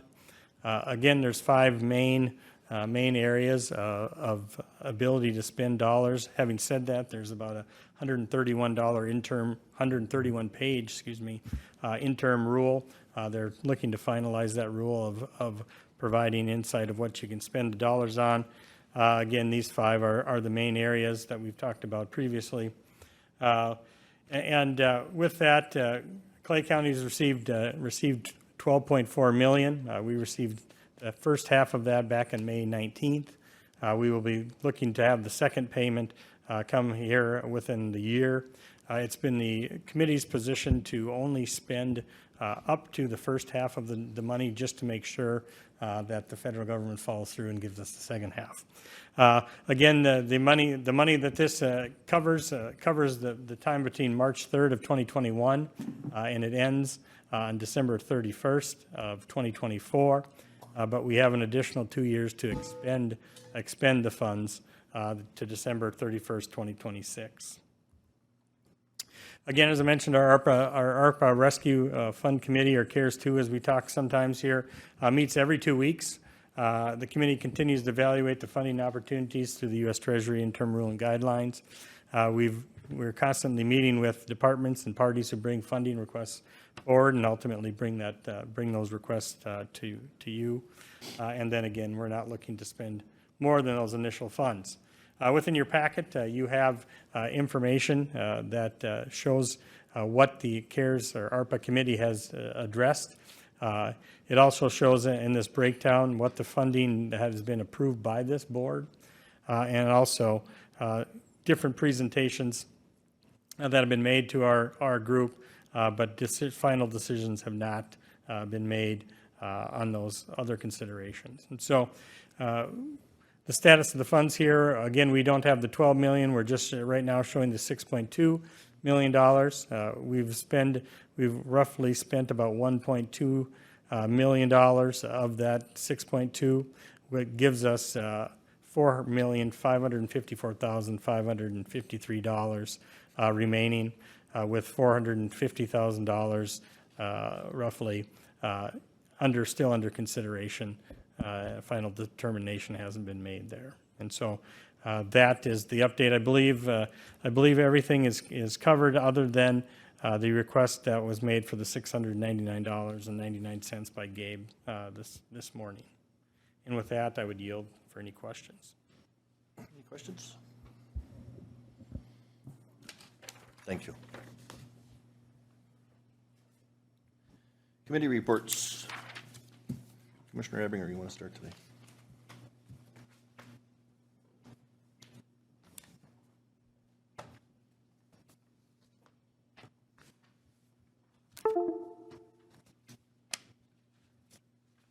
Yeah, on the 21st, I attended virtually a meeting of the Clay County Suicide and Substance Prevention Coalition, is previously the Substance Abuse Coalition.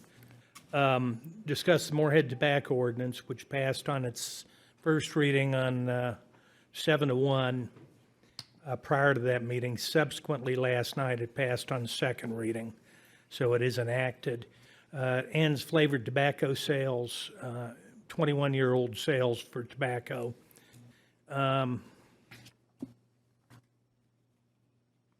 So that is, again, last night at the Moorhead City Council meeting, it became a law. I don't know what date it's effective.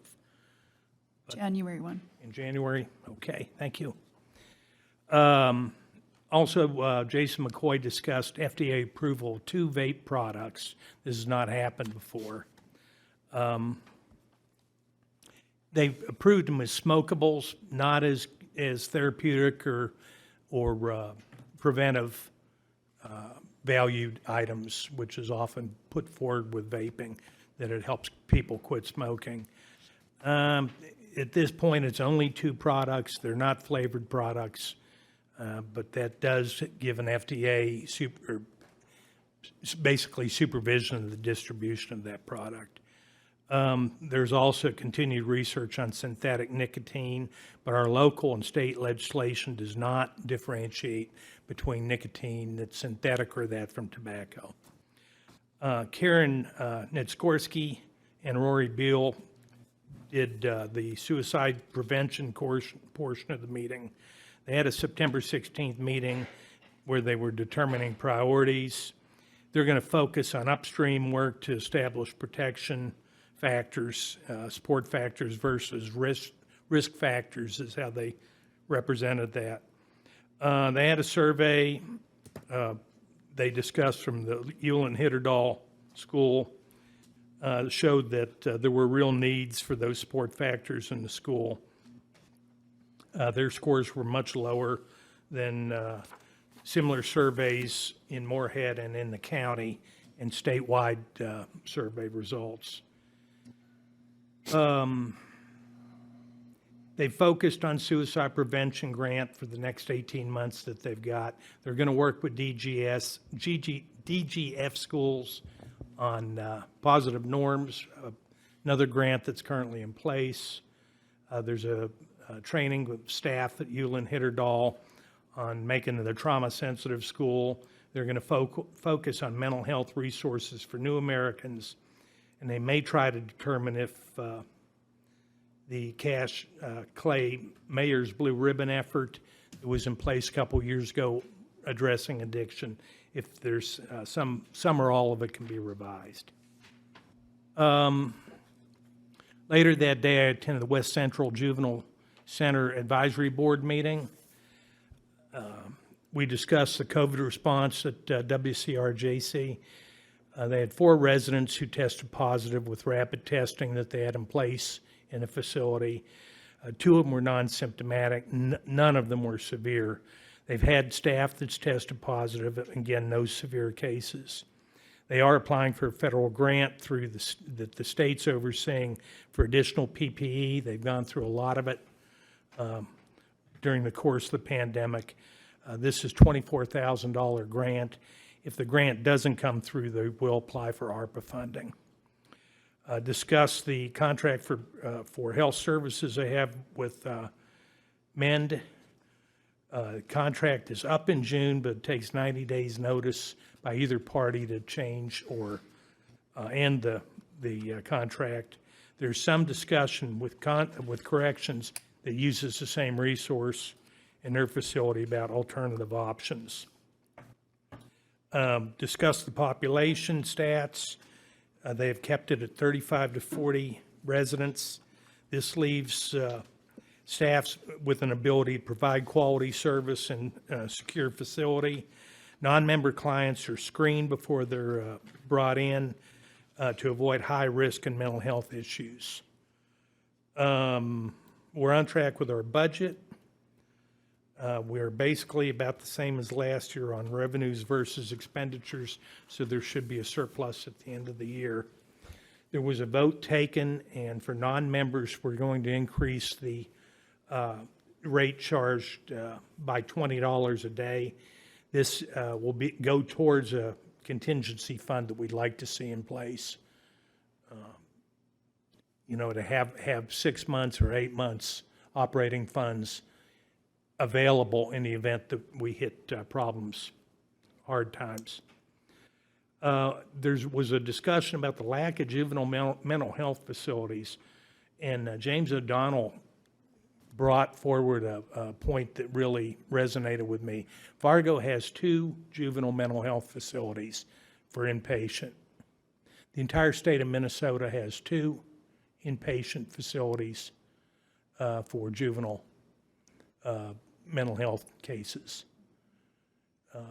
That is a shocking lack, and it's one of the reasons we have to screen the kids we bring in closely, because we could easily be used as a place where people are trying to send some of their more difficult cases. And we had a discussion about state funding and where the state can put money that would be most effective. And if they would get a mental health facility for violent juveniles, a closed facility, that's going to have more bang for the buck and resonate with everybody's needs in the entire state. I know in the metro they're closing down their juvenile facilities, and one of the alternatives is to send them to us, and we are getting clients from Hennepin and Ramsey County, but there's been discussion that they want the state to operate a juvenile facility for the metro area. If the state's going to invest in this, they need to invest in a real need that we've got for juveniles in the entire state, and that's kids with mental health issues that lead them into delinquent behavior.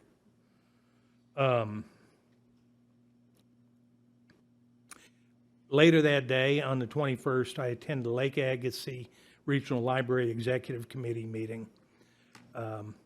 At director's report, we talked, or she told us that the employees had issued a desire to negotiate, so salary discussions with ASME union will be at hand.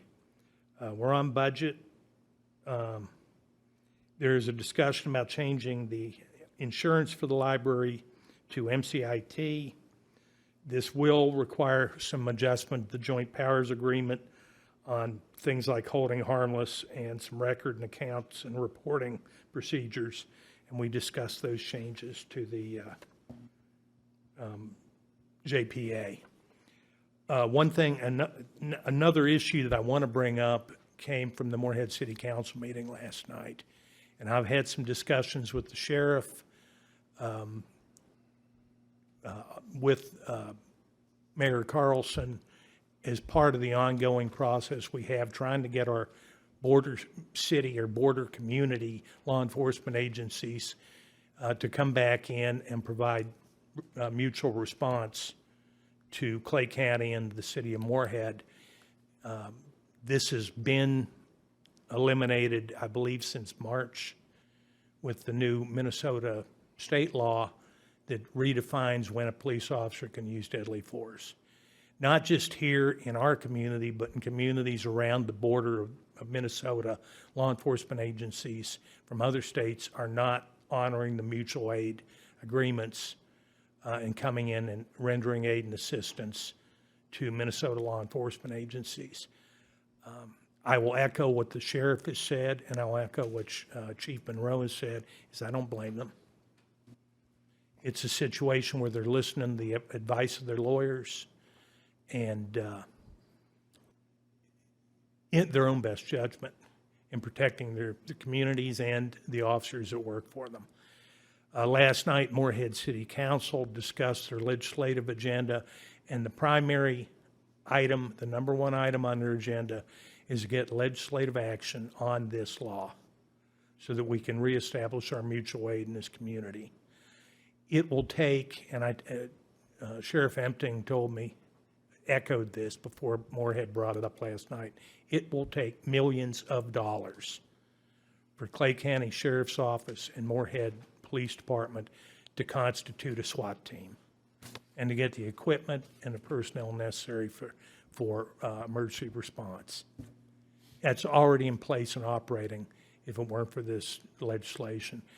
Lawsuit by law enforcement organizations that represent sheriffs and police departments and chiefs currently has put this law in abeyance, I believe the oral arguments will be put forward November 12th, if I remember correctly, to see where this law is going to go. But obviously there'll be appeals. This is an ongoing process, and we need to be aware, as the city of Moorhead is, that we need to make our legislators aware that this is something that is creating risk for our community and our citizens, and that they need to act on through legislation. That's going to be the only fix without dragging this out for years.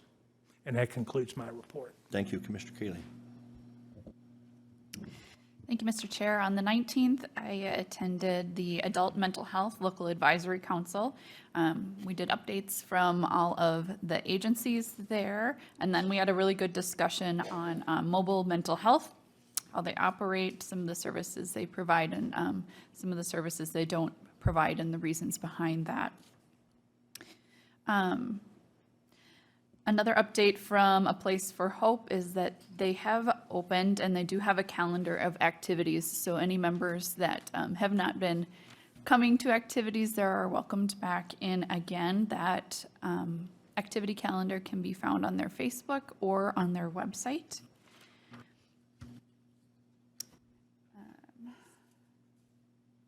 Another thing with that group, the Adult Mental Health Local Advisory Council, is we are looking to recruit new members to attend those meetings.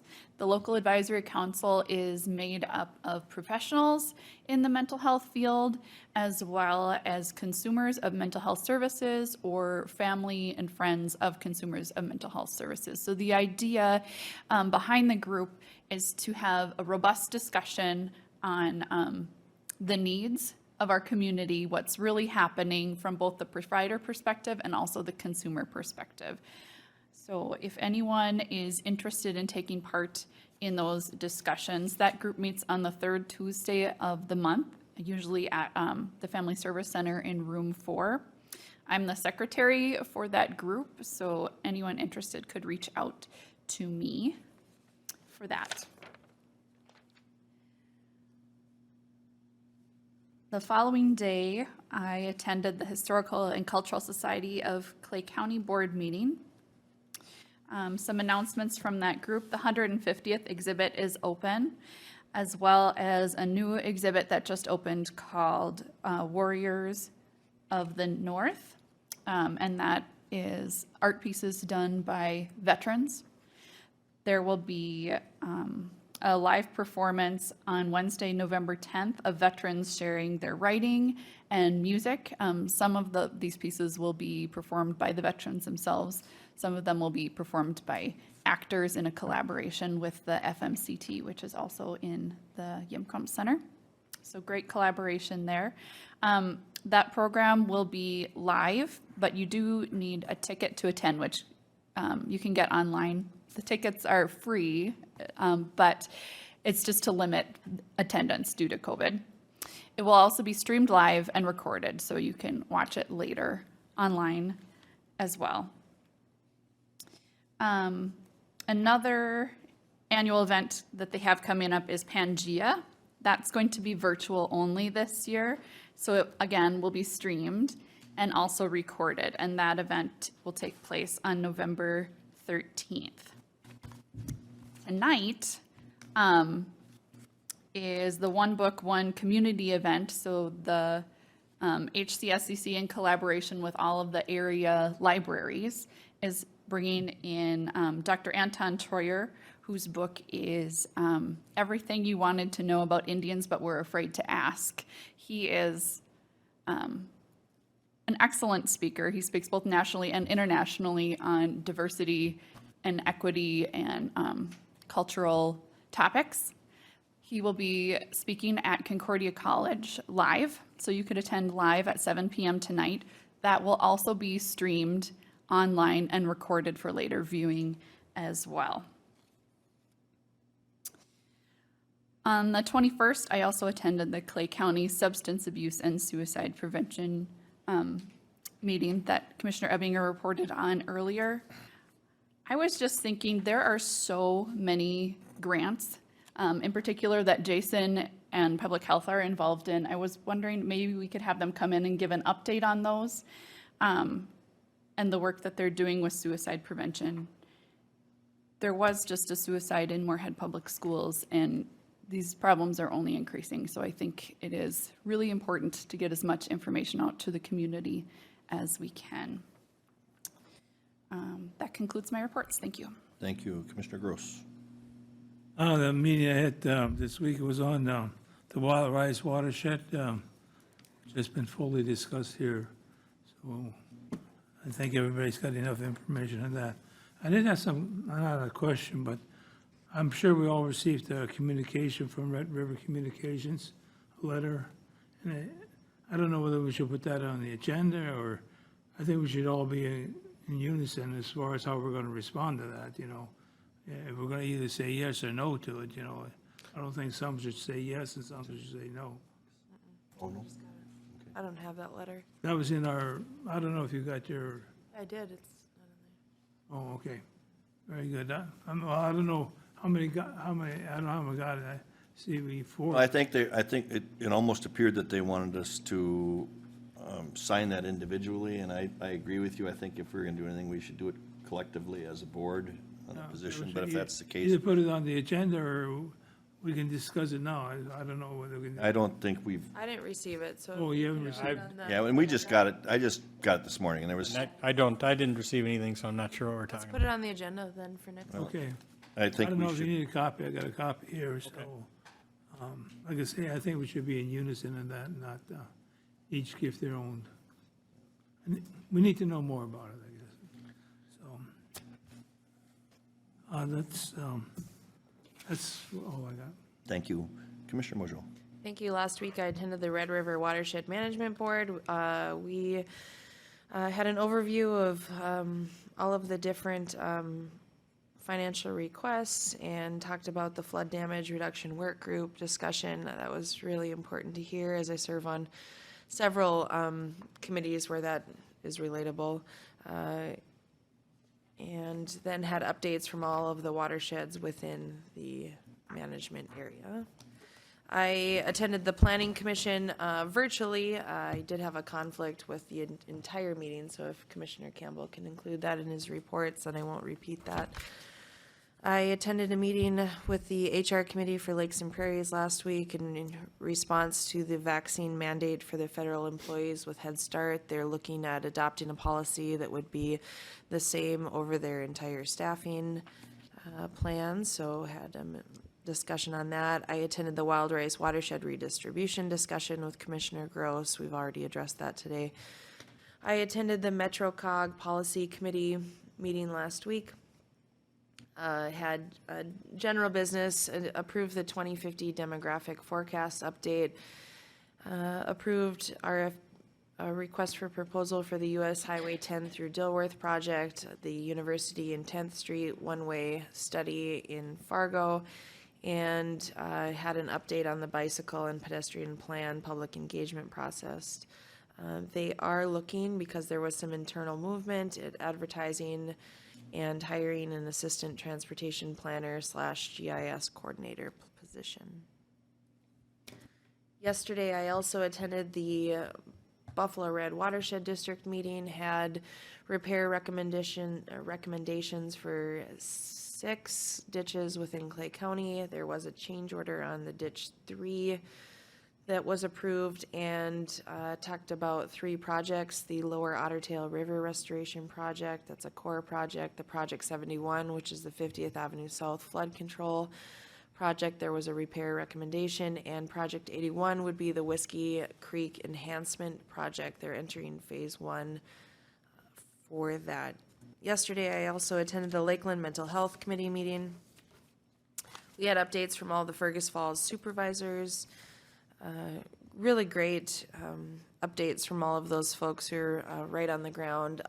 There was one update from someone who goes door to door as a case manager and had, for whatever reason, stopped to visit a citizen who had been having some difficulty managing their mental health. Upon looking at that, had realized that there was some difficulty upkeeping their property, and there was a lot of mold within the property.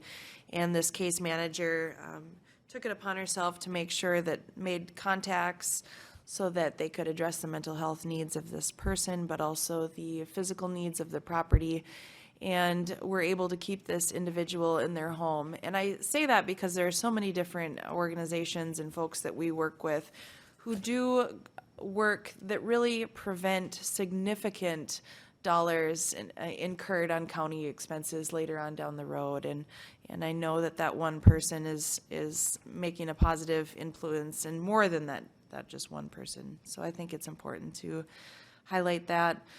Talked a little bit about the Otter Tail outreach program. They're having some significant challenges within the schools, getting kids back into the schools. I think goes back on Michelle Olsenowski's report that there's just some difficulties that have been incurred because these kids weren't actively going to school for the last few months of last year. Good program margins. Happy to report that all of the Moorhead programs are in the black and seeing substantial margins. They are doing a really good job on figuring out where the needs and wants areas are and keeping programs operational. And then talked a little bit about the administrative updates. They, a couple years ago, did go self-funded. This year, for their health insurance premiums, they're seeing a 5% increase. But I know your insurance committee has talked a lot about what options for Clay Counties could or would look like. In the 2 years since they've gone self-funded, they've been able to put away almost $250,000 in a reserve fund to help with the increases, so that this year with the 5% increase, only a small percentage of that will be pushed on to the employees. So it is working. They are a large organization, so it's interesting to hear that. And then, let's see, I believe that concludes my report. Thank you. All right, thank you. All right, on Tuesday, October 19th, we had a diversion executive meeting, chairs meeting. We did learn that financial close happened on October 13th. I can tell you that there was some significant savings. I can't report on the dollar amount yet, but that will probably come out by Thursday of this week, which was exciting news. Our administrator for the Diversion Authority has hired a director of lands and compliance, and he's in the process of they're in the process of going through interviews for the director of finance, and they've had very good pool of applicants for that position. We did get a little bit of an update on the P3, and the P3 group, they're part of their deal is they are building a building that they're going to be housed out of, and so there's some discussion about the Diversion Authority office space being able to move into that same building. Could be some savings down the road, but there will be more to come on that. That same day, we had a special meeting of the Clay County Joint Powers Authority, and that was to discuss action on 2 properties. One of them, action was approved on, let's see here, excuse me. Both of those were properties that were dealing with the inlet structure. And then the other one, and we finalized those today. So those are recommendations and they're finalized today. That evening, I did attend the Planning Commission meeting, and there were 2 actions. There were public hearings. Both of them were from Central Specialties, and one was for mining operation on land that they currently mine. They wanted to expand that mining, and that was approved with a 15-year extension to that area.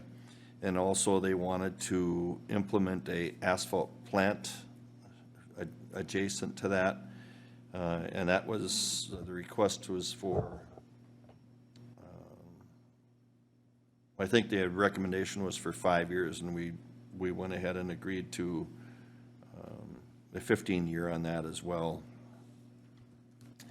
And then I would like to congratulate Mark Cleveguard for his 9 years of service. His last month in office is coming up here. I think he finished his last Planning Commission meeting. So thank you, Mark, for your 9 years of service, volunteer service on that Planning Commission. We also then had, on the 13th, we had our West Central Regional Juvenile Center meeting, which Commissioner Ebinger reported on. I do want to point out that the $320 non-member rate was approved and recommended, and maybe a slight verification to what Commissioner Ebinger talked about was that $20.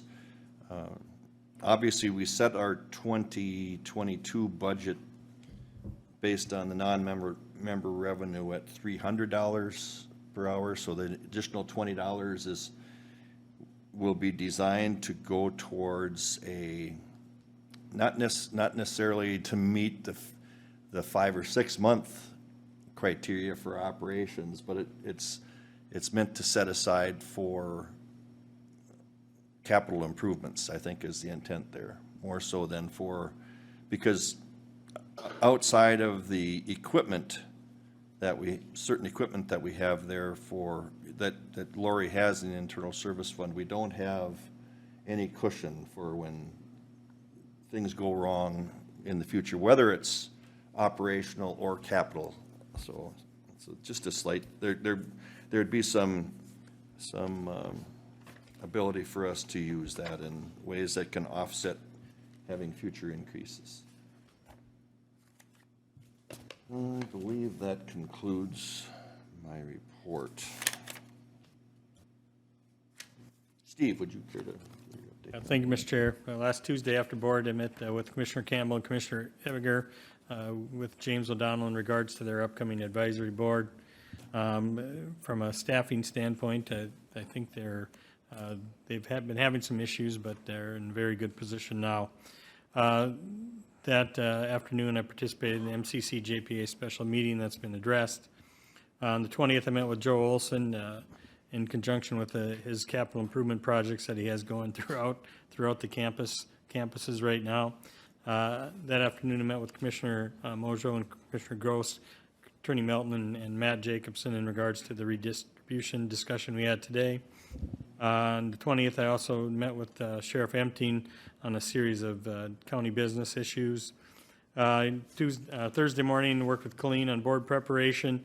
That afternoon, I sat with Kathy and Jamie with the Unified Command of Health Systems and received the update on COVID within our community.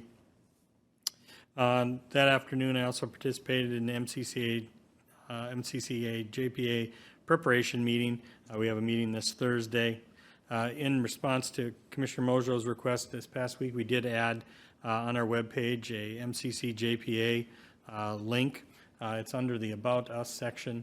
It's linked to our agenda center so that people will know when the meetings are being held.